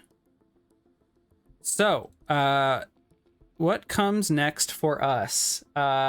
We chose a special ability. Next is assigning upgrades. In addition to the upgrades each ship comes with, you as a group get to add 2 additional upgrades. For example, you might pick the Cerberus's stun weapons upgrade and also the auxiliary armor module. That's a crew that loves their weapons. An upgrade is a valuable asset or system module that helps the crew in some way, such as an afterburner module or a shuttle. Each ship starts with pre-selected upgrades that are well suited for that crew, such as the galley for the Stardancer or the brig for the Cerberus. After you assign your 2 upgrades, I will tell you about 2 factions impacted by your choices. So really, you can pick anything on the crew/ship upgrades section, kind of in the middle of the sheet, like where your shields and shuttle are already marked. So like anything from these lists. If you are looking at any of these that have multiple boxes picked, you can only pick Way Blessed because that would take up both of your choices. Okay. You could not pick Popular, Support, or Driven, for example. That would require 3. If you have questions about what each of these do, we can search for them in the book. For example, auxiliary modules are on page 118, where it talks about comes out to like 128 on the PDF. Yeah, exactly. Yeah. So some of them have just like narrative benefits, some have mechanical benefits. Feel free to I'm sorry. Yeah, feel free to just give it a look over and ask questions if you have any. Some that are particularly interesting are these in the bottom left corner, the training modules. During downtime, you can spend one of your actions to gain XP in one of those areas, in Insight, Prowess, Resolve abilities, or in your personal playbook to get more special abilities. When you do, you get 1 XP, but if you have a training module, you get 2 XP instead. Oh, wow. I'm going to go ahead and change AI module to VI module, since we don't have, since AI are outlawed.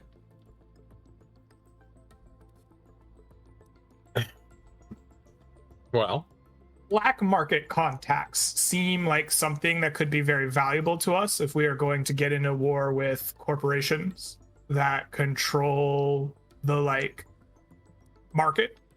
Being able to ensure that we have at least a contact or access to supplies, I think seems really good. Yeah, those are really important if you want access to illegal modules.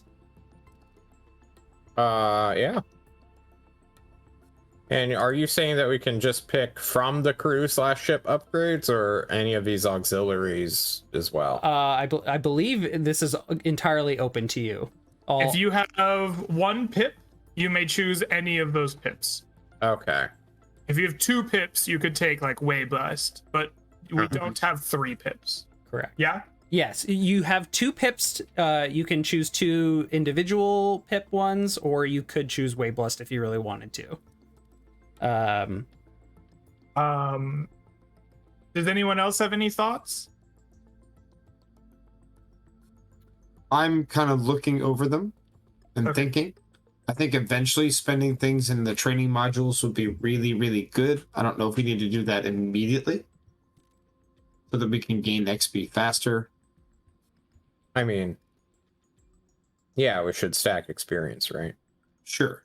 But none of us have fully picked a character yet except for Andy, so we would know insight, prowess, or resolve, personal, which one we would want to upgrade at this point.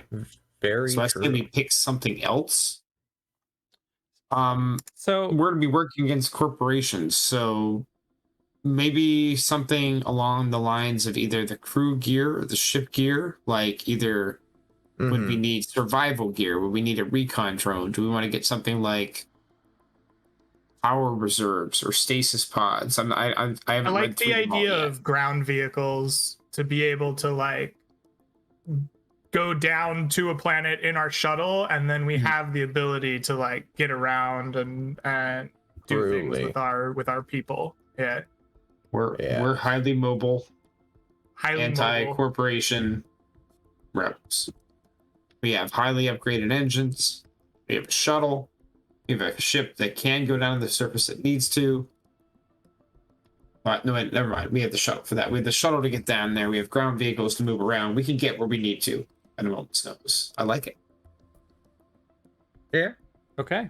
So it sounds like ground vehicles and black market contacts were the two primary suggestions. Were there any others to start out?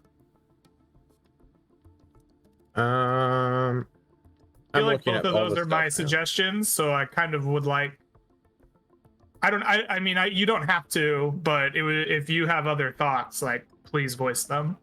I also want to put it out there, like, if you were like are reading over other modules over the next week before we start, or even after, and you all realize like, ooh, I would have rather had this other thing, and we talk about it and agree, I'm fine retconning it. So, if you feel like you just need more time to read, but you feel pressured to keep moving, we can always talk about this again later.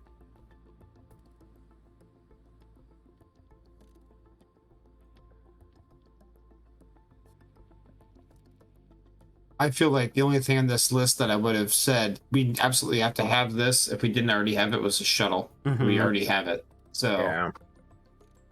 Okay. What does an armory do? An armory. I'm so glad you asked. I'm happy to tell you. Armory is on page 118.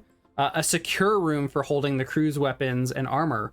All crew weapons and armor are considered to be fine if not already so. So the tag fine means that it is considered to be a one tier quality higher than the crew quality.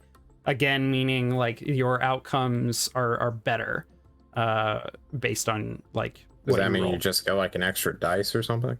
No. So what it means is like the effect level is considered to be higher.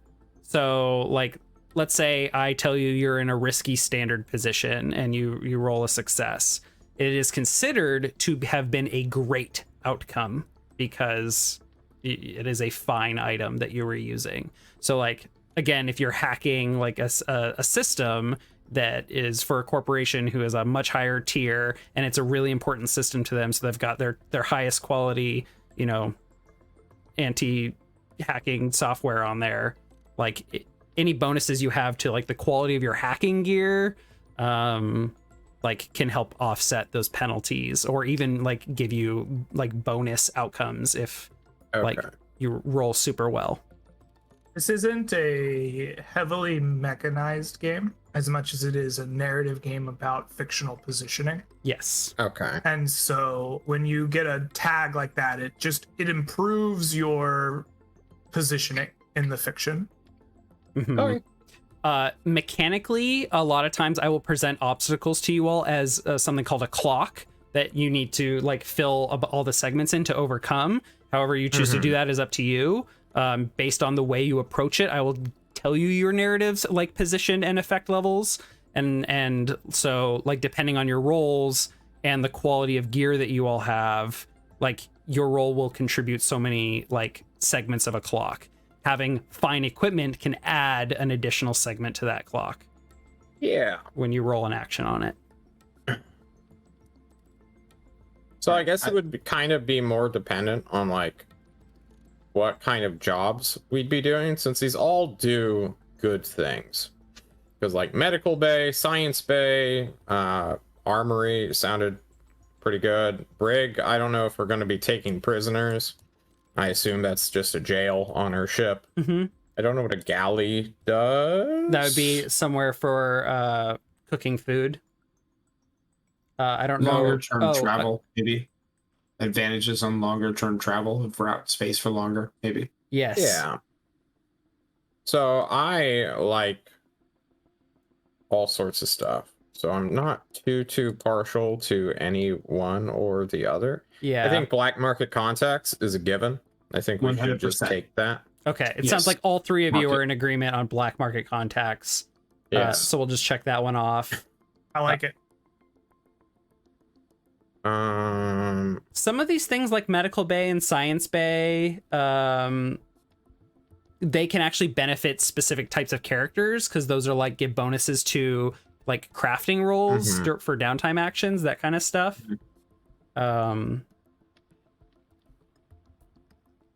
We could just wait on the last upgrade if we want. Hang on. Okay. 1 second. I'm reading what a landing bay is now. Where is that on this ship? That Did is we a just get- whole upgrade. Oh. Okay, then. Wait, now I'm confused, because the landing bay allows you to accommodate for shuttles. We have shuttles, but we don't have the landing bay. That would mean that the shuttle is probably attached on the outside of the ship and you all cannot access it while in space.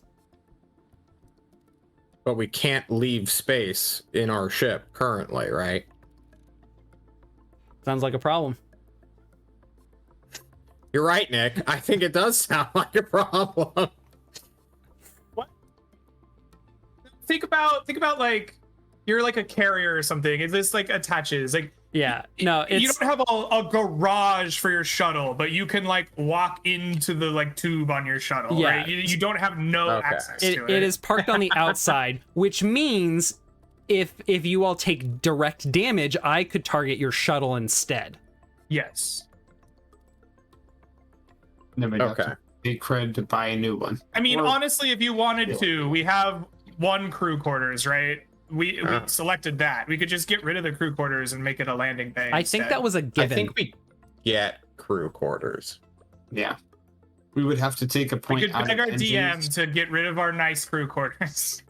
I think you all can take landing bay if you want. And We would need more hull.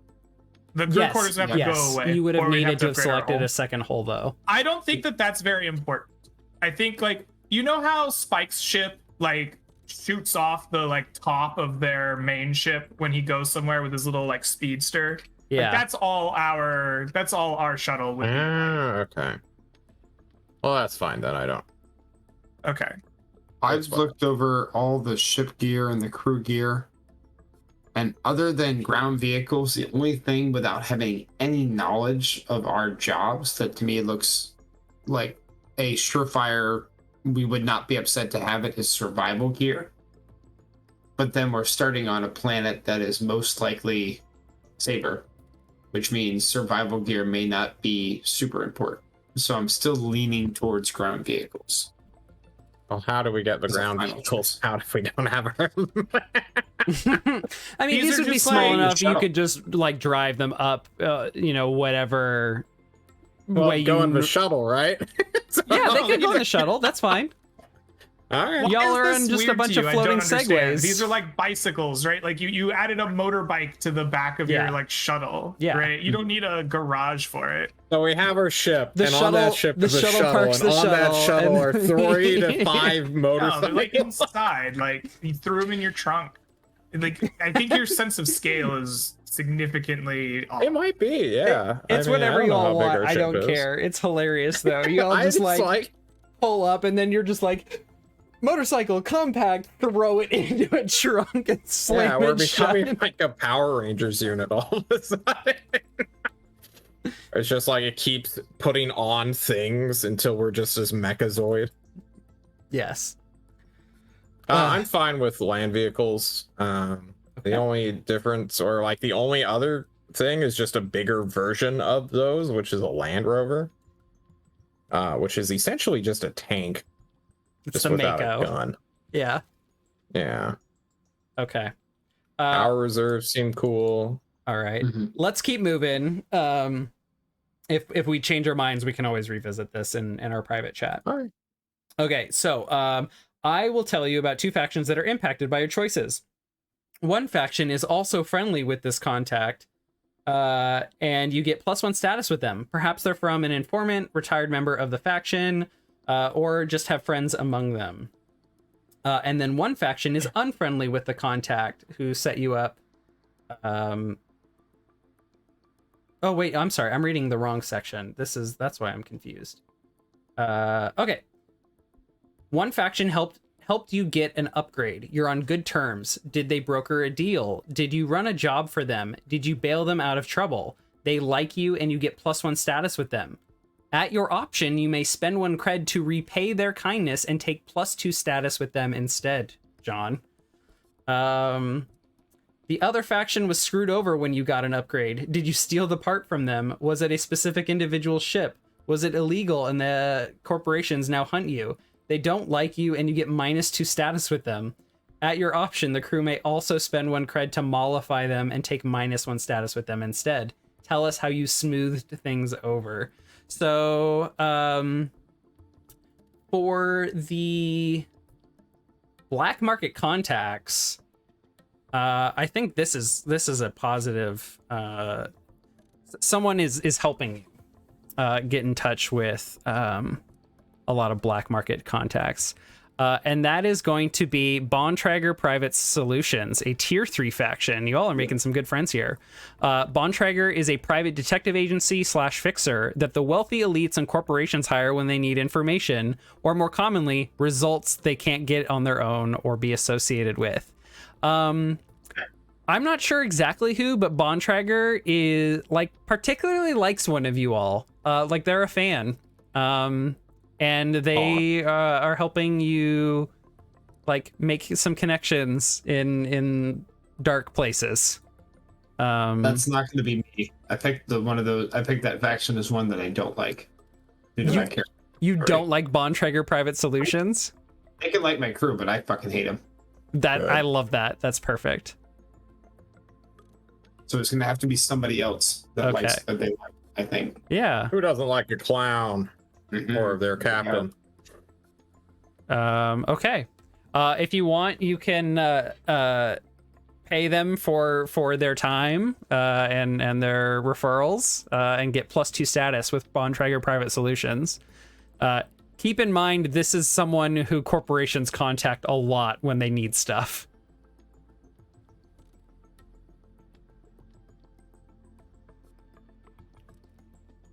Well, we have 2 cred to spend, guys. So I would be happy to spend the cred on more contacts rather than less pissed off, because it sounds like John is interested in some enemies as part of our roleplay. Yeah.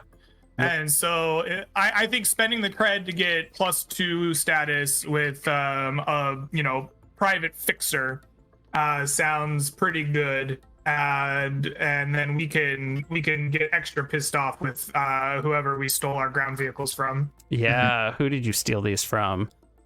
Oh.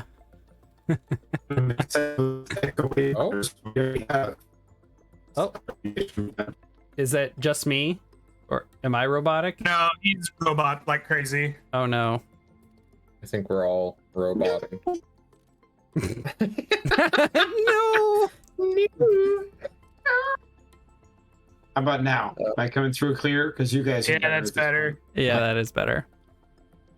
I was gonna say that we could pick the Echo Wave Riders to steal bikes from, but we already are happy with them, so it'll have to be somebody else. I think it's got to be some kind of big corpo, right? Yeah. It can't be the pirate outlaw speed racers, right? They are we're friends with Dom Toretto, you know what I mean? He's our boy. We're family out here. Okay. I'm gonna pitch two ideas. One of them is a corporation, and one of them is kind of not, or is definitely not. Let me just find them really quickly. Okay, so the first one is from Moonlock Securities. Personnel, drones, and tech for the wealthy to protect what's theirs. They are paid well, and as such, you don't want to mess with them. They install security systems for the rich and for high security corporate needs. They can provide automated or manual security teams at a significant cost. You got to spend money to protect money. They also have one of the only legitimate licenses to develop and sell arms in the system. So basically, you stole like private security Segway scooter type motorcycles from them, or the Silver Kites, a small group of bored, weird, wealthy bunch who believe themselves an aristocratic HOA for the wealthy in the system. They have a small fleet of orbital and space fighters and some of a few combat-fitted mechs in the system called Pelicans. They've been in the news for engaging pirates in the area in combat for hobby vigilantism. So you stole some fucking rich boy, Bruce Wayne motherfuckers, nice motorcycles. Your choice. Is this even a choice, guys? It's gotta be Moonlock, option right? A is so much better. Yeah. Okay. Yeah. I love option B. And option A is probably the better group. I just had to push them because they're one of the weirder factions I've created, and I just love them. Okay. Yeah, I mean, looking at the factions, I'm like, these are the factions that I hate, and that's one of them. As well as the one that we just got +2 with. No, I'm okay with. I'm totally okay with Moonlock. Let's go. All right. Let's do it. So, are y'all gonna try and mollify them and smooth things over, or fuck them? We jacked their. We like stole all of their little ground vehicles from some podunk place and put them on our ship. Stole Moonlock bikes / segways. I'm gonna let you all describe what they look like at some point. I'm just making suggestions here. Okay, so those are our upgrades. You'll be able to earn more upgrades in the future by earning XP or spending cred. Okay, now, as a crew, we need to pick a... Oh, shoot, I'm sorry. I don't know if I've been going back and forth here. Is someone taking note? It looks like someone's taking notes on who we like and don't like in the bottom left. Oh, not there on my paper. Okay. So next, choose a favorite contact. Take a look at your list of potential contacts on the ship sheet. Although all the contacts, all of them listed, are your friends and allies, one is closer to the crew than the others. Choose one contact who is a close friend, longtime ally, or partner in crime. The GM will tell you about two factions that are impacted by your choice. Ashley Faraday's got to be our girl, right? So that is a contact who helped you all get your comm stuff, but like the over on the right side, next to the cruise ship upgrades and below special abilities, there is a list of 5 contacts, and we can change their names and tweak them a little bit. What if we want Ashley Faraday to be our primary contact as well? Won't get in the way. I just blew your mind. Okay, that's fine. We'll pick another one. Yeah. Don't worry about it. So I'm gonna just leave out the names in case we want to rename them, but they're like a weapons engineer, a legendary assassin, a famous performer, a hotshot pilot, or an ancient cult mystic. One stands out to me, but what about you guys? We can also invent one if we want. Eco Lux, probably. A hotshot pilot. Hotshot pilot. Oh, I was gonna go with cult mystic since it was just so out there. Yeah, hotshot pilot. Okay. I don't have strong opinions on it. That's just what stands out to me. You know, if you want to go actually, cult mystic, I'm happy with it. The thing that hang popped on out to me. Oh, you want to go, John? Go ahead. I mean, legendary assassin seems legit to have as like a friend, because we may be out in the open and doing a bunch of crazy stuff against the corporations, but having an assassin on our side, or at least able to talk to, would be nice. I don't know how much help a hotshot pilot can give us if he's not on our boat, right? Again, all of these are your friends. You are friends with all of these people. One of them is just closer to you all. Oh. Okay. So you have access to all 5 of these people. It's just like, how do we want to frame who is the closest and friendliest to the group? I want to be friends with an assassin, guys. Okay. I'm okay with that. Let's do it. Okay. Well, this is totally one we would have kicked to Andy if he was here. But like, we can't decide, Andy. Pick something. True. Rip, Andy. Yep. Okay. Let me look at my faction list again, because one faction is also friendly with this contact, and you get +1 status with them. Perhaps they are an informant, retired member of the faction, or just have friends among them. I think that Tyura is no, I don't want to close this. I just want to focus on a different sheet real quick. Where'd it go? Actions. For those of you who are looking at this list, they can't see the list with the weird name on the side. Aha. Oh my god. Roll 20. Stop being a punk. It will not open. There we go. So I think Tyura is a former member of the Peated Blades, a dangerous criminal syndicate known for their control of gambling and assassination in the sector. Oh my god. The window will not stop. So you all have +1 status with them. The Peated Blades are also based in Saber, hence the name Peated Blades. So that I think will work very well for you all. And then finally, one faction is unfriendly with this contact, and you get -1 status with them. There might be old slights, current grievances, or even materials held against the contact that they are keen to reclaim. You know, Moonlock Securities is probably mad that their assassin keeps breaking into there. We want to start at war, boys? I don't want to start at war. I really don't.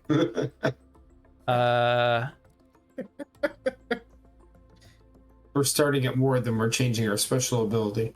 True.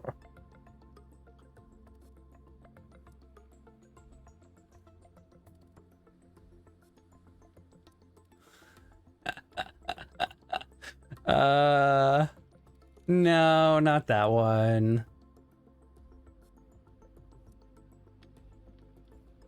I think it's going to be Tide Tech. Tide Tech? Technology manufacturing provide all sophisticated technology and software for private and corporate consumers in the sector. Everyone uses their technology, from genetic manipulation tech that fosters the healthiest genes of the wealthy, to the moment they are born, to the first time they take up a data pad, to the cybernetic implants they get, to the tools used through their careers and daily lives, to the incinerator that cremates them, to the algorithm that decides how best to use their ashes in a reclamation system. Governments are largely directed by their technocratic algorithms. Yeah, so what's their name again? The assassin here? Tyura? Yes. Tyura? Back in the day when Tyura was working for the Peated Blades, Tyura, which I'm just going to give them she, her pronouns. Tyura assassinated an executive from Tide Tech. And it's known. Tyura, like would have been prosecuted by Tura, has never been caught. So, you know, there's some old blood there that still holds a grudge. Oh, okay. All right. Okay. That is it for crew creation.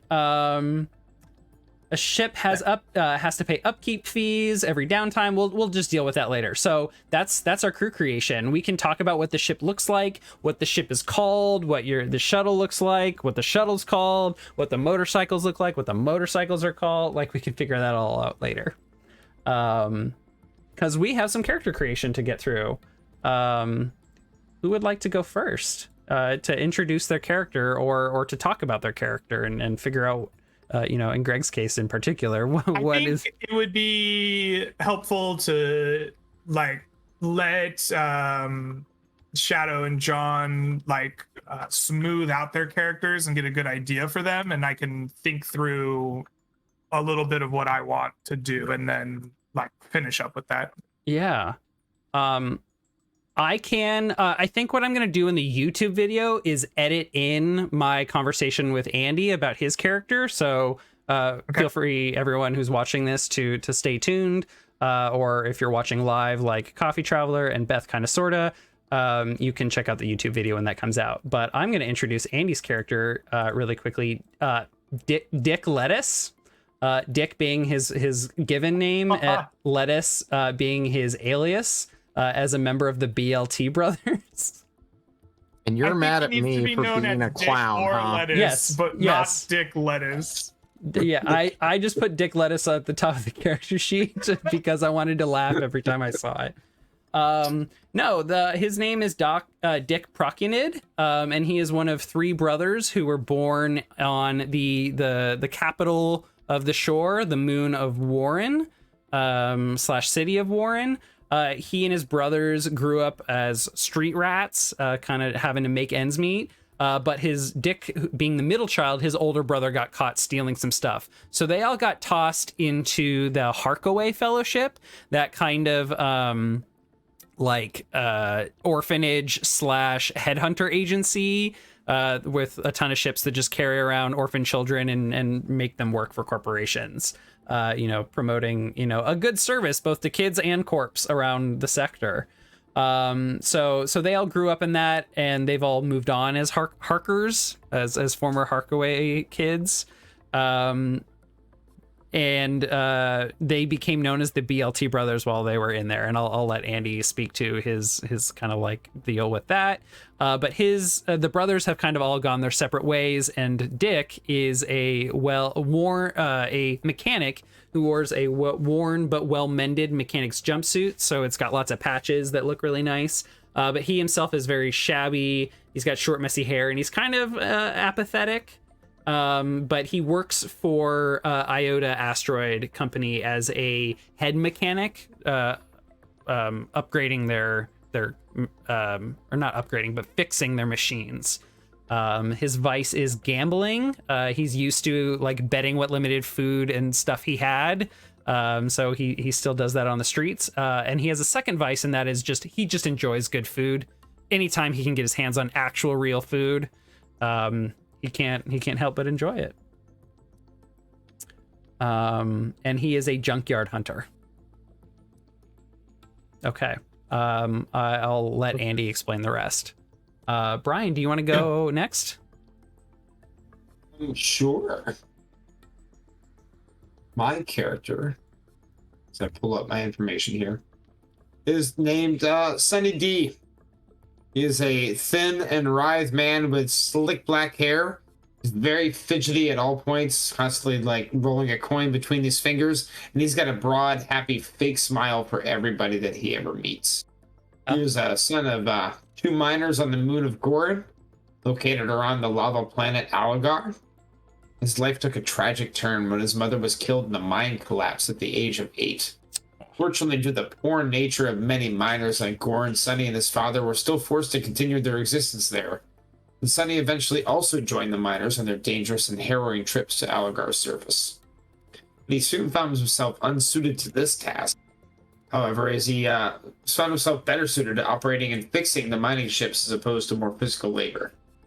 He found that he was, over time, more inclined to seek his thrills and risks in a different way, through smooth talking and gambling as well. He managed to worm his way into an apprenticeship under the captain of a mining ship, and his quick hands and reflexes soon led to the success at a multitude of different jobs and skill sets. He developed contacts with some less than savory individuals, and after a few minor jobs in Endeavor, his crew stumbled upon the big score, a chance to steal a soul crystal. Ooh. At this point, though, his luck unfortunately runs out. Halfway through their heist, the crew triggers an alarm and brings down the full wrath of the Loricon Consortium, and 2 members of his 4-man crew were pinched. He's soon forced to stow away on a transport ship to escape the moon. He's soon discovered, but a quick set of words, a few distractions, and a lucky game of dice quickly ensue, and suddenly earns himself a place in the transport crew. Slowly, over the course of many cryo jumps, makes his way to Saber.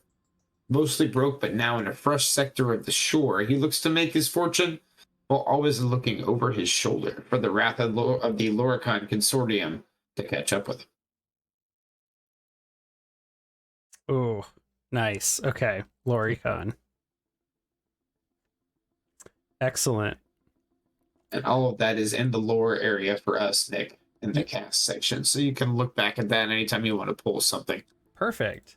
So I think now might be a good time to go over like the building a character. Right. At least I think it might be best to focus in on each character and move along one at a time.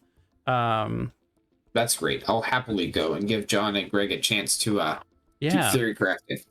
So, your playbook contains all the specific rules needed to play a certain character type. There's 7 basic playbooks.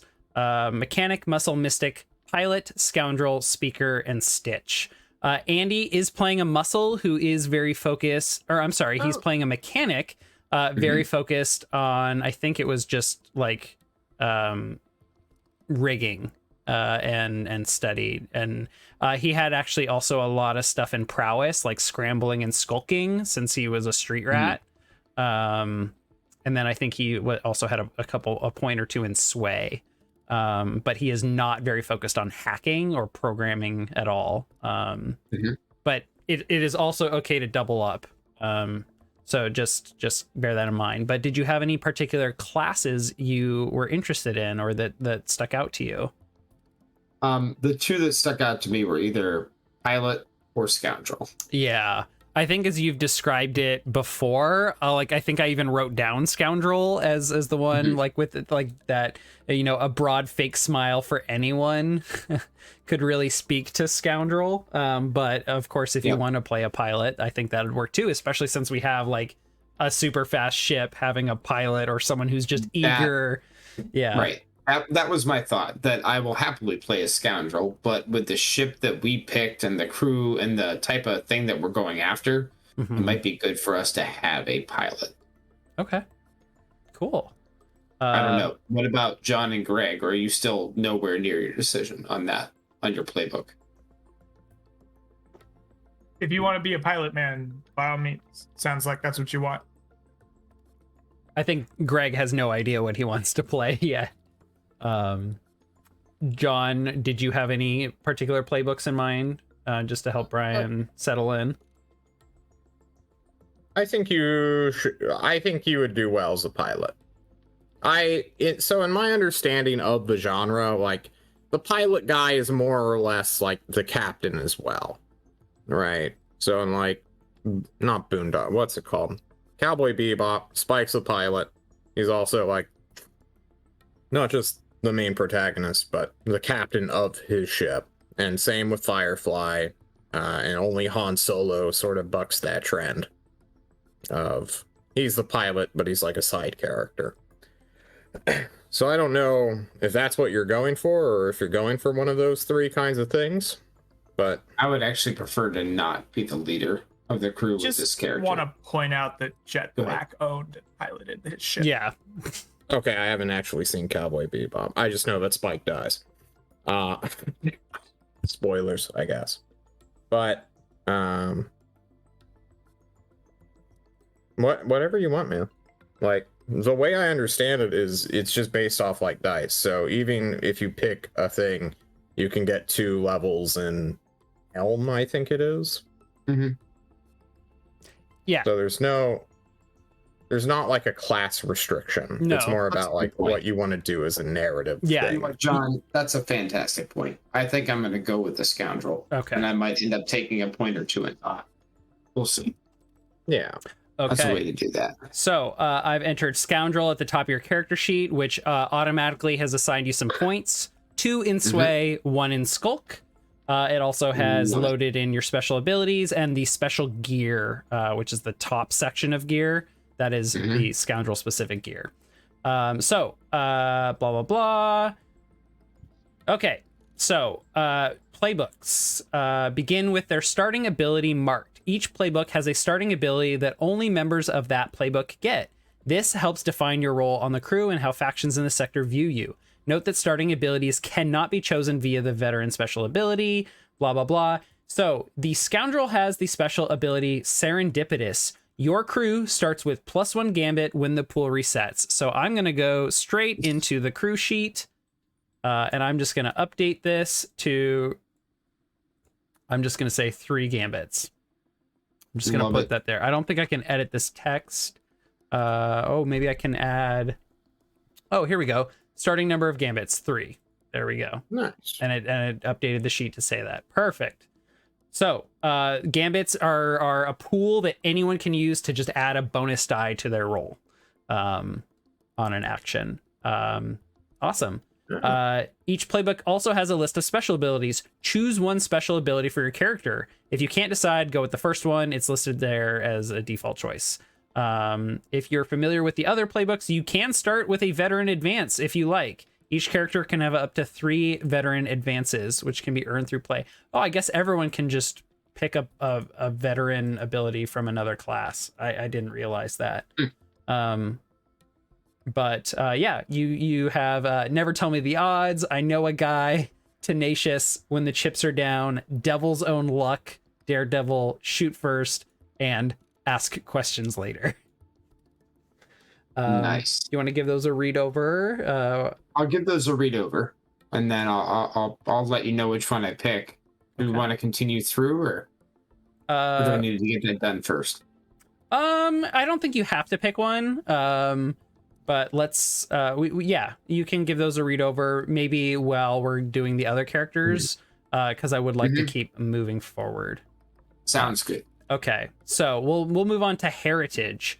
Your character's heritage describes their upbringing or family. Pick a heritage and decide if you're native to the shore or from elsewhere in human space, or within the shore. Where are you from? When you choose a heritage, mark it on the list on your playbook, and then write a detail about your family life on the line above. So they have, I think this is pretty broad. You can really write whatever you want.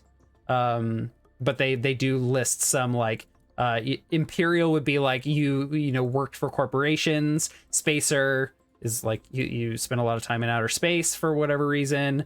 There you go. You are a miner from Gorin. Okay. So I was a colonist then, based on the descriptions. Yeah. I would put colonist in parentheses. Perfect. And then choose a background. Your heritage covers how you were raised, but your background covers what you've been doing before you joined the crew. Pick a background option from the list on your playbook, then write a detail about it specific to your character. For example, you could choose labor and then write gas miner on Aleph. Or you could choose syndicate and write former assassin for, the peated blades, for example. This one, I think, unless you have one in mind that is separate, we should stick to the list as well. So this would be academic, labor, cult, gilder, which would be, I think, corporate, military, noble, which would be like upper class, or syndicate, which would be like the criminal element. I think the answer to that is syndicate. Okay, yeah, I think so too. Great. So go ahead and mark that, and remind me who you were working for. I know that Loricon hates you. Was there a particular faction that you worked for, or was it just kind of your own job? I think we were independent at that point. Okay. And that's probably why we failed. Okay, perfect. Do you mind marking like independent on there as well? Sure. Great. Okay, so each playbook begins with 3 default action points set. You get to add 4 more ratings to bring it up to a total of 7 dots. During character creation, no action rating may be higher than 2 unless a special ability tells you otherwise. Brief descriptions of all actions are on page 64 and 65 of the PDF. I can read those to you if you don't have that pulled up. And you are to assign them this way.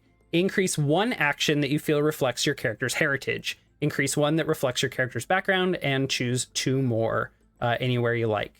So as a minor and syndicate member, where do you think that shows up in your stats? Well, the answer to that, for the minor part, I think from my background, what I wrote and what I already prepared was he was a minor but kind of sucked at it, and so therefore he got more time by fixing and moving around on ships. So either I think rig or hack. I think either working with communications on ships or working on fixing ships. Okay. I think I'm going to go with hack. I'm going to think he's not very. He's more of the quick hands and dexterous thing. Maybe he was like fixing electrical wires or. Okay. Yeah, that works. Or hacking ship systems or working with computers. Perfect. Right. All right. And then for the syndicate, I think he was the getaway driver. And I'm going to go with Helm. Perfect. All right. So, my God, that alert is loud, but it draws my attention. Coffee, Beth, are we back? You're going to get like a ad, like as people reconnect. Okay. Yeah. All right. So I'm just going to go ahead and move forward anyway. But so when you do an action rating and there is a consequence, either for failure or partial success, you have the option to say, Nick, I would like to resist a consequence. You know, okay. You said that one of my consequences was taking harm. One of my consequences was losing an item, change in fictional positioning, or, additional trouble happens or an additional complication. I would like to resist that and say it didn't happen like that. And you tell me how, and then you get to roll a resistance roll, and it just doesn't happen. And you take stress instead. And a resistance roll is either done in insight, prowess, or resolve. And you roll however many dice are on the left side of that blue line. So the more diverse your skill set, the better you are at resisting consequences. Okay. So you can be like really good at specific stuff to begin with, or you can be, broader, or, mix and match. Yes. Okay. So just to point that out. So the other 2 skill points, where would you like to put those? Let's see here. I think I'm gonna probably put 1 in scramble. Nice. As much as I would love to be diverse, I feel like prowess is going to be where I'm going to be good at. So I think I'm going to put 1 in scramble, and then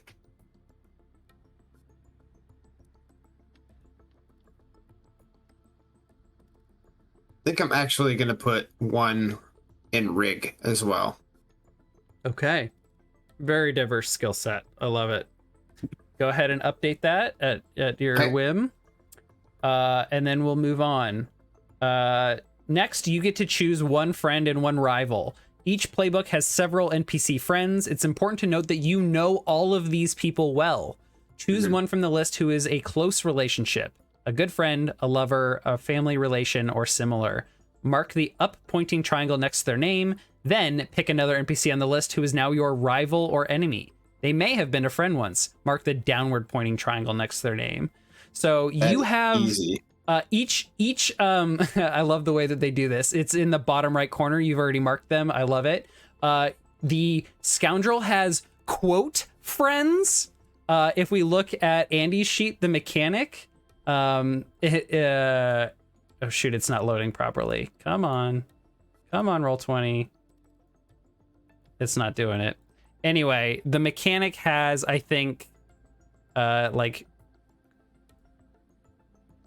what is it called? Come on, roll 20. They are colorful friends.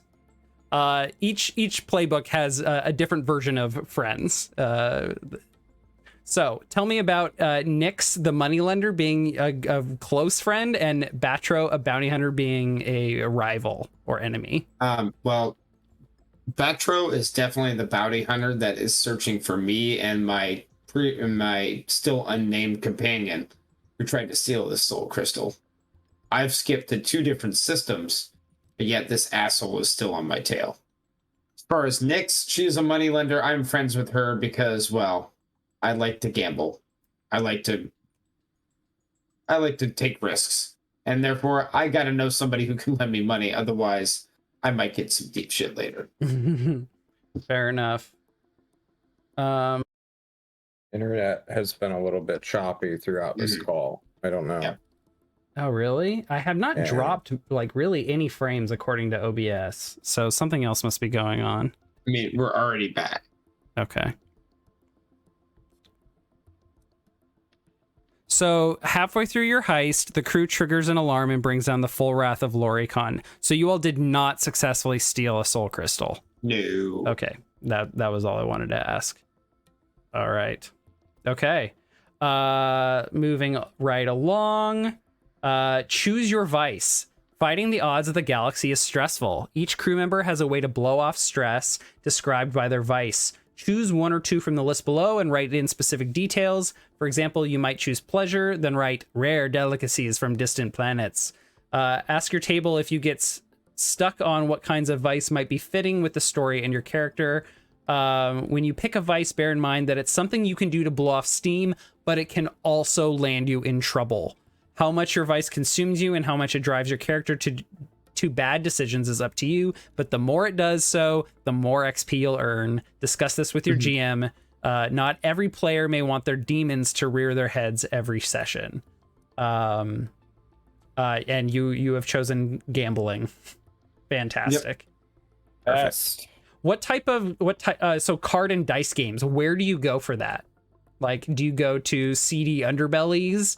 Do you go to like private rooms? Do you go to the casinos? What does that look like? I'm going to more backwoods type areas. For the longest time, it was in the crew quarters of the transport ships that I was traveling on to get to Saber. Now that I'm here, I might find some back room in the syndicate area. I might find something simple. I'm probably not going to an established casino because I really don't want my face to be seen there. Yeah, fair. Okay. Sounds good. And finally, between all of my talking and asking you to make decisions, have you looked at the special abilities and decided on one?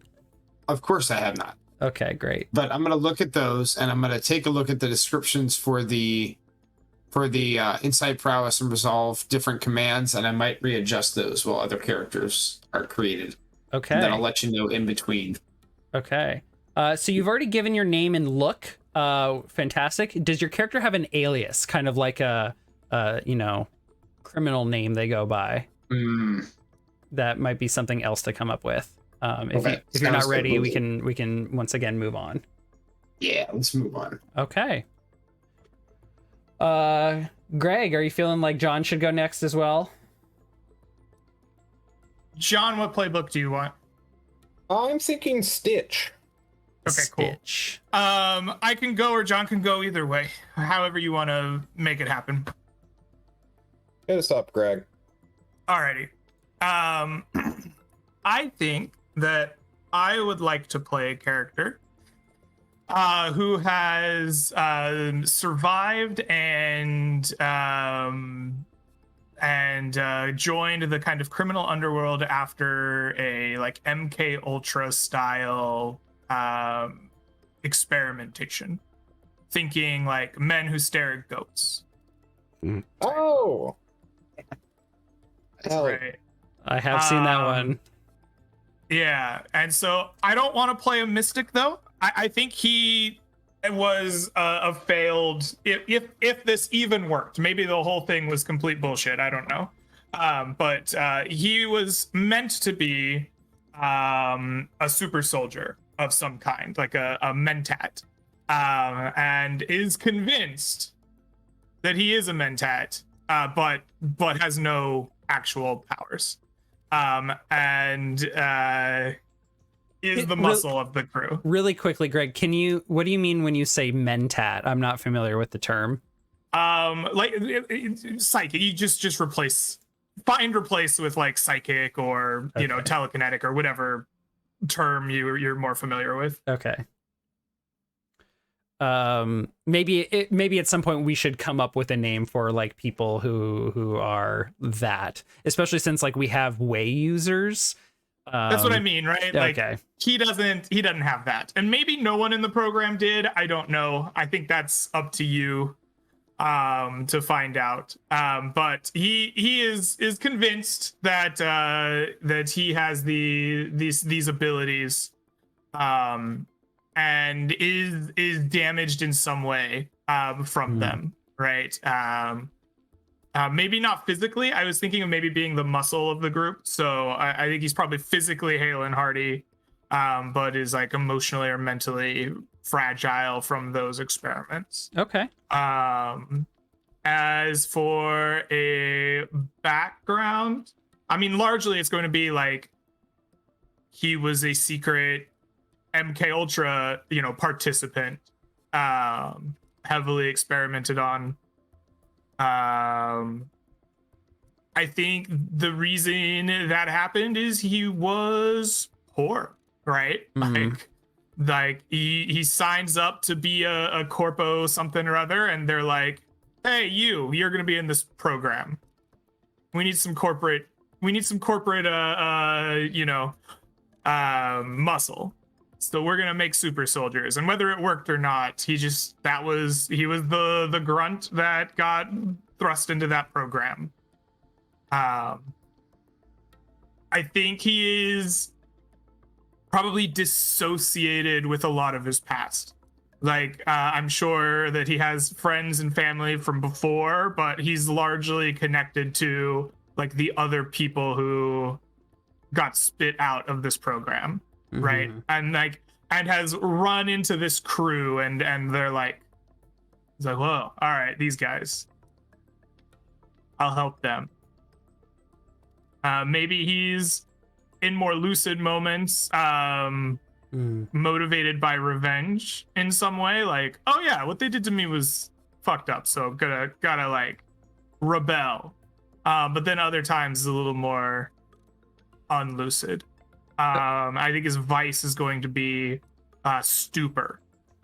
Just like with the same, it's stupor, but it's going to be the same like experimental drugs. Like he is just like a bunch of LSD essentially. He's like, this fuels my psychic powers that I definitely have.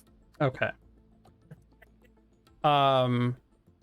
I have an idea of a faction that could be related to that, if you didn't already have an idea of who was performing those experiments. I'm open to suggestions, yeah. So, Aphrodite Pharmaceuticals, if we look at the faction list again,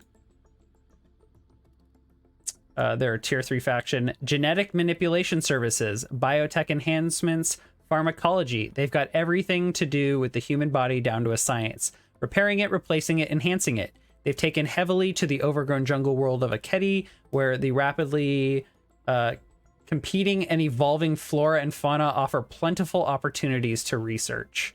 They definitely have a black in the black division that was experimenting with way power and applications therein. Okay, yeah, I think that's perfect. Let's go with that. Okay.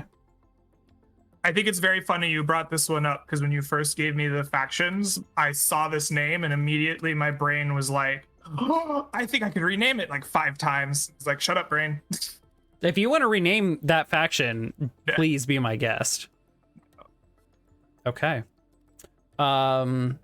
So we can kind of like jump all over the place. So after the failed experiment, what was like their background? Like, what have they been doing since? I think that they have been taking odd jobs as a muscle, right? They're convinced that they can solve problems with their minds, and have been advertising as such, right? But is a big brute, kind of, essentially, at the end of the day. So once he got out, I think he's been kind of slipping in and out of different solar systems, taking odd jobs so that he could keep his like stash of LSD. Okay. Has he been doing like security jobs? Like, or I think it's anyone that takes him seriously enough to give him a job, he takes the job from. Okay. And I think that's how he probably ends up with the crew at some point. It's just like, I can fight. And maybe in a more lucid moment, he was like, yo, I gotta get revenge. And he's found some rebels. And then it turns out he's just like a big junkie. But yeah, like maybe he was recruited more lucidly. Ooh, I like it. I really like this because I can take your desire for revenge and your desire for experimental drugs and like be like, okay, which is it? I'm already imagining. Right. Yeah. Nice. Okay. So let's move on to the let's look at the starting ability, Unstoppable. You can push yourself, which means taking 2 stress. That anytime something says push yourself, it means take 2 stress, to do one of the following: perform a feat of physical force that verges on the superhuman, engage a small gang on equal footing in close combat. So if it's like one of you against multiple people, you like there is a scale issue, and you can have like issues with limited effect or like desperate or risky status. But this allows you to balance that scale, which is fucking sick. And there are lots of other really awesome moves that the muscle has access to, listed here. Have you taken a look at those yet? Probably not. I think that what I would like is the the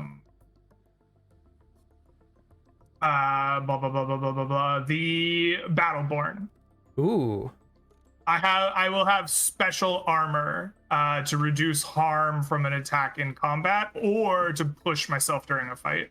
Okay. So let's see here. Special armor.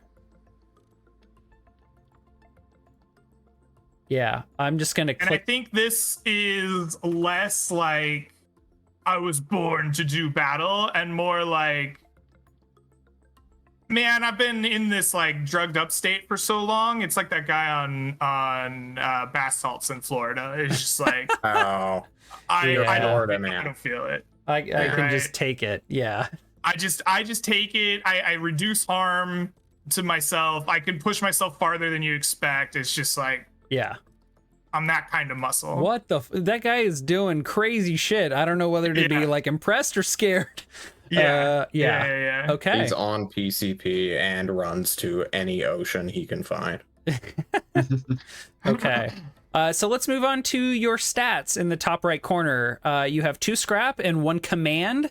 Command is particularly useful for like ordering people around, especially if your crew acquires like a cohort or brings people along on a job. That is the skill for that.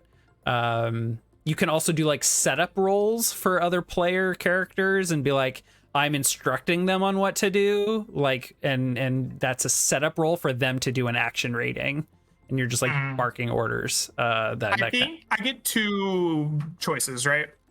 So you get 4 more. One for that reflects your heritage, one that reflects your background, and then 2 wherever you want. Oh, I was just talking about 2 freebies, right? You get 2 freebies, and then 2, 1 heritage, 1 background. Let's do heritage and culture first. So what is have we decided on my heritage and culture? I wrote that you were a failed experiment, but I'm sure you had a life before that. You mentioned just being kind of poor. You can fill in the blank of like where that was, or like how, like a little bit more detail and color of that upbringing if you want, and maybe you just want to pick a stat and then use that to fill in the blank. Okay. My culture is that of an addict. And as an addict, I need to be able to get my vice, right? So I believe I have sway. Okay. To get more drugs. Yeah. As a failed experiment, I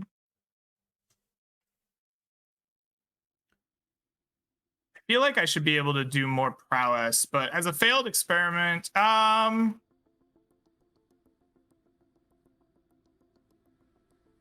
is for like ships, scramble is for like Helm is like any vehicle or firing vehicle weapons. I don't think I'm a vehicle guy.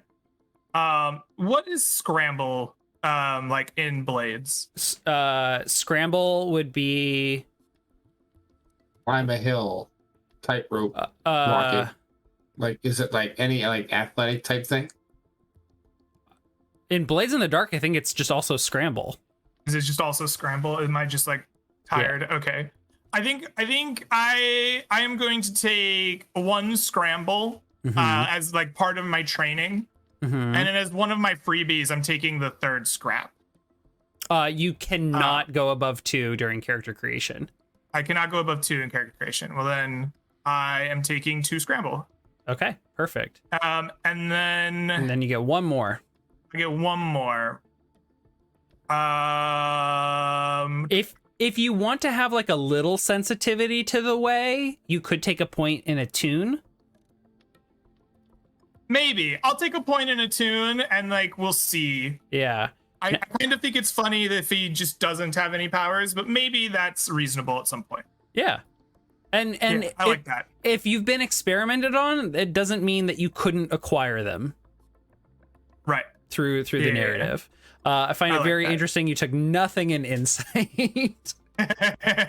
Fantastic. Okay. Let's see what else. So I think all that's left is your name, your look, and your alias. Okay. Oh, and then pick for you have deadly friends. One of them needs to be a really close friend, and one of them needs to be like a rival or enemy. And again, feel free to change the names. The base game assumes that there's aliens, which we don't have really any of in the sector at the moment. And some of these names are just a little weird, but you know, you do you.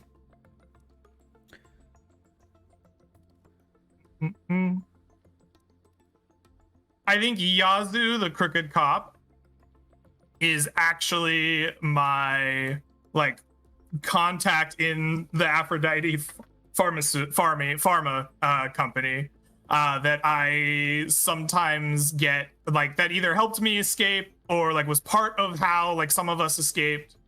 Okay. And maybe is a contact for some of the more experimental drugs.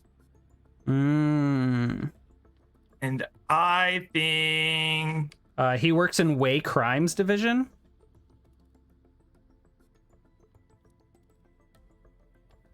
Works in Way Crimes Division. Yeah. I'm thinking instead of a cop, he's like a corporate cop, right? Oh, he's like, okay.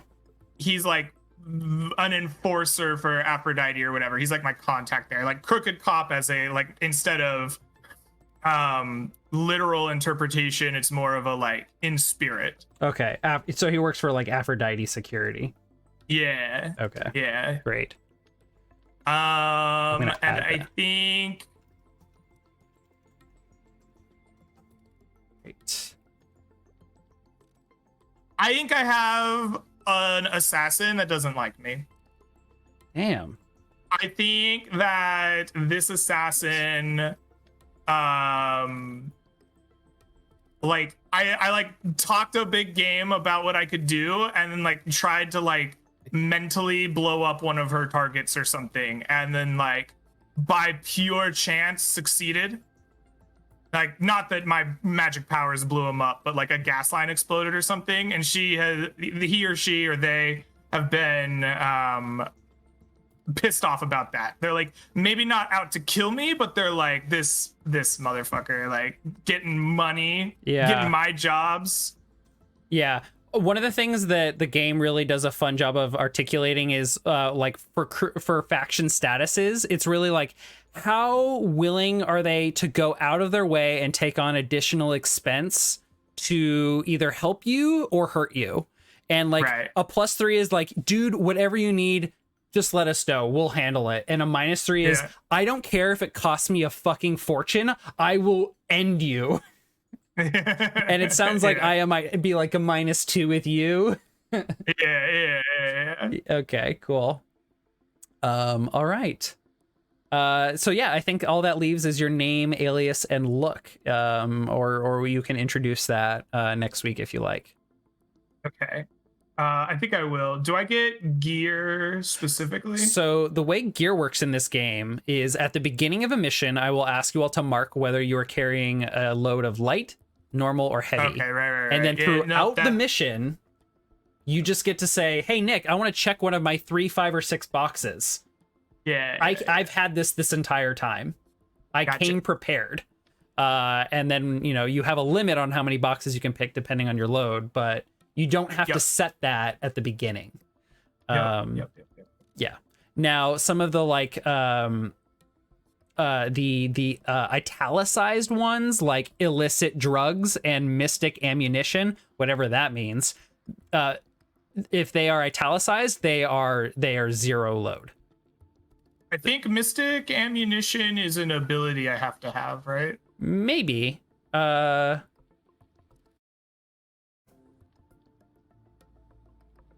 Coffee, are we back? All right, we're gonna move on to John. Okay, John. I've been nervous. I've been nervous about this moment all week. Your fears shall either be amplified or set aside as I introduce Norm Tamaj, a Stitch or a doctor. I have chosen the imperial heritage, the noble background whose vice is that of luxury. Quite odd, John being a corpo in an anti-corporation campaign. Oh my god, what is going on, you might be asking yourself. But I would present to you my backstory, which is currently unfinished. So essentially, while you were going through Shadow's and Greg's backgrounds, I started to set up a little narrative where I'm not just any clown who shows up to murder people.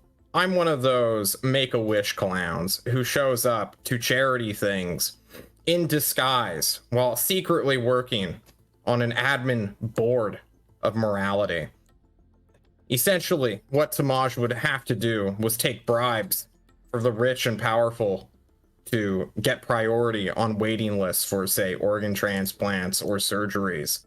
And this moral dilemma that Norm faced was offset by his willingness to perform and make human connections with those that he could not help in the ever-increasing, isolating medical field that he was in.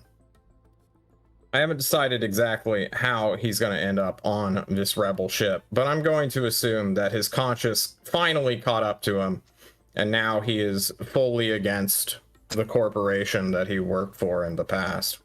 Okay. All right. Okay, so for heritage, I'm gonna replace Imperial with corporate. Perfect. Background noble being upper class. Yeah. Okay. All right. So we have normal Tamaj, Norma or normal. They just go by Norma. You're on the wrong sheet, I think. Oh. We're on 2.0. Delete the Mystic thing. Okay. I was just doing that to look at what Mystic was. Okay, I think I need to reload this because I don't even see that character sheet anymore on here. Yeah. Oh, I didn't give the this account access. That's why.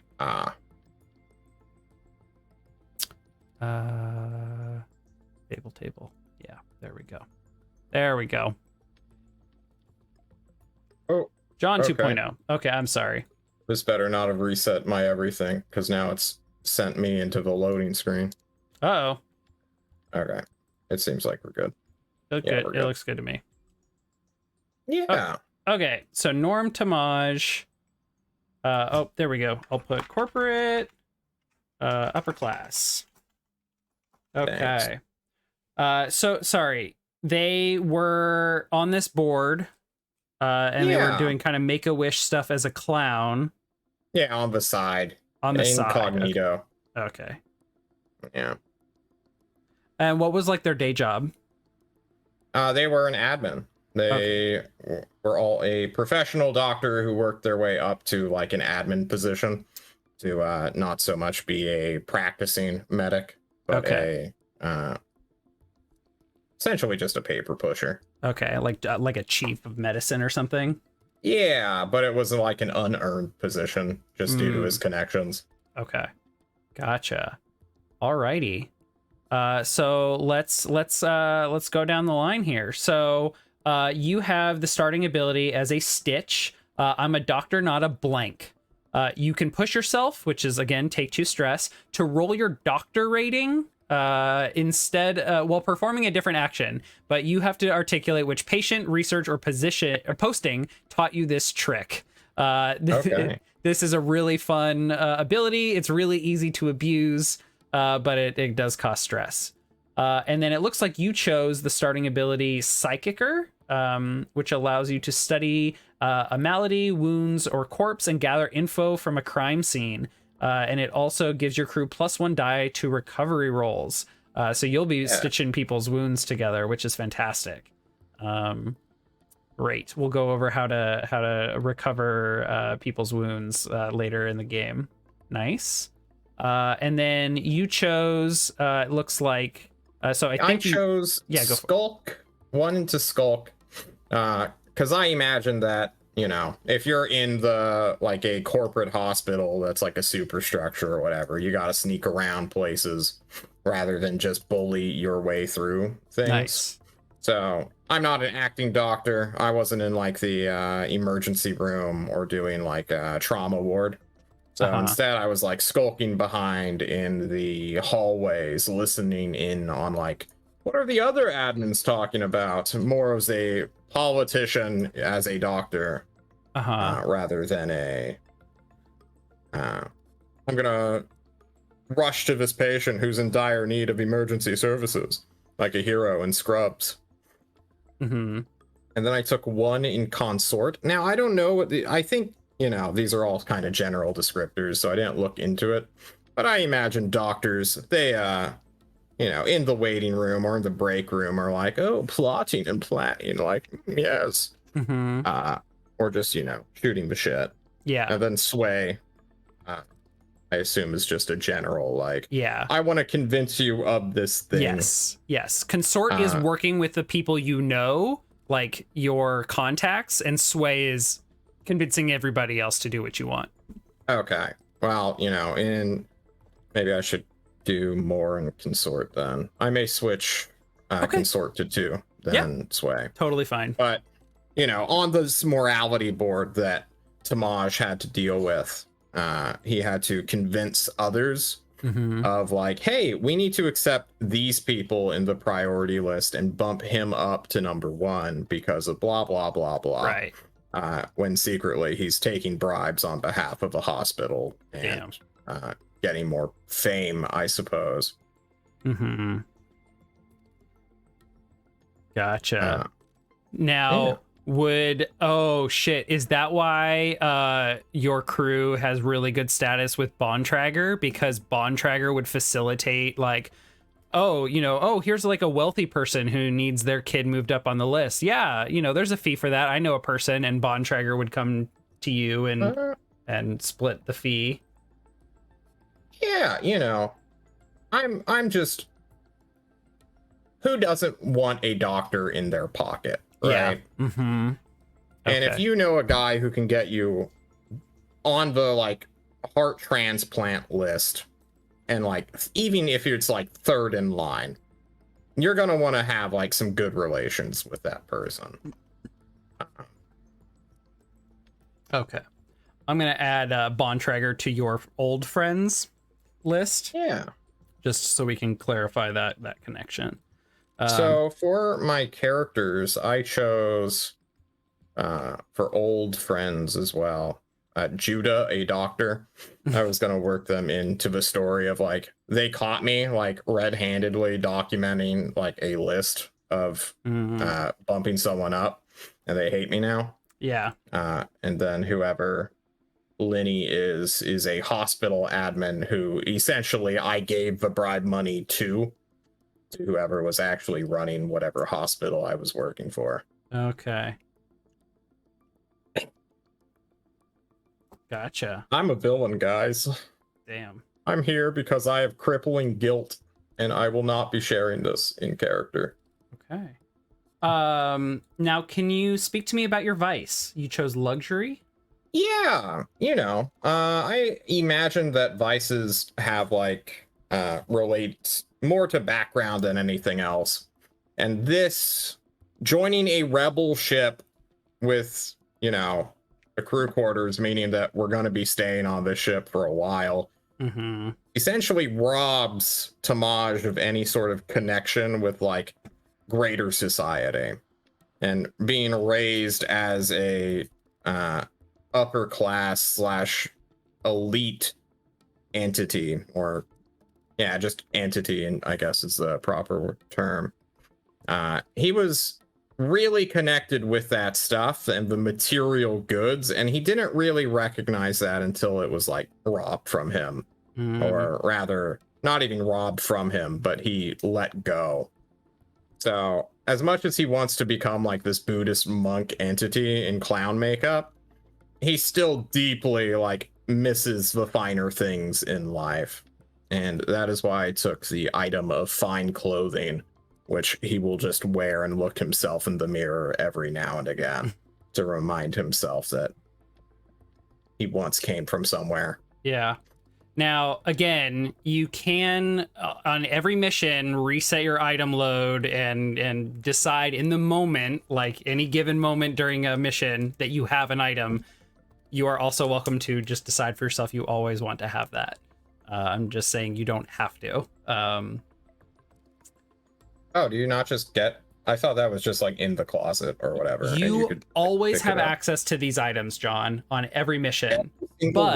But you, at the beginning of a mission, choose your load, light, normal, or heavy, and that restricts how many of these items you are carrying on you. I see. So, but, being cool, prepared, criminals, you get to decide what you have, and the camera frames it as let me just pull that out of my pocket. I've had it all along. Okay. Yep. Okay. Interesting. Yeah. So we're a bit over on our usual amount of time, so we'll close off there. But there was some extra character information I wanted from you all, and we'll go over that next week for our first mission. And that is to go over your character's beliefs, which I provided you some information on. I'm getting waved at by Brian. Yes, I was waiting to pick and readjust a few things. Yes, let's go over that. John, did you...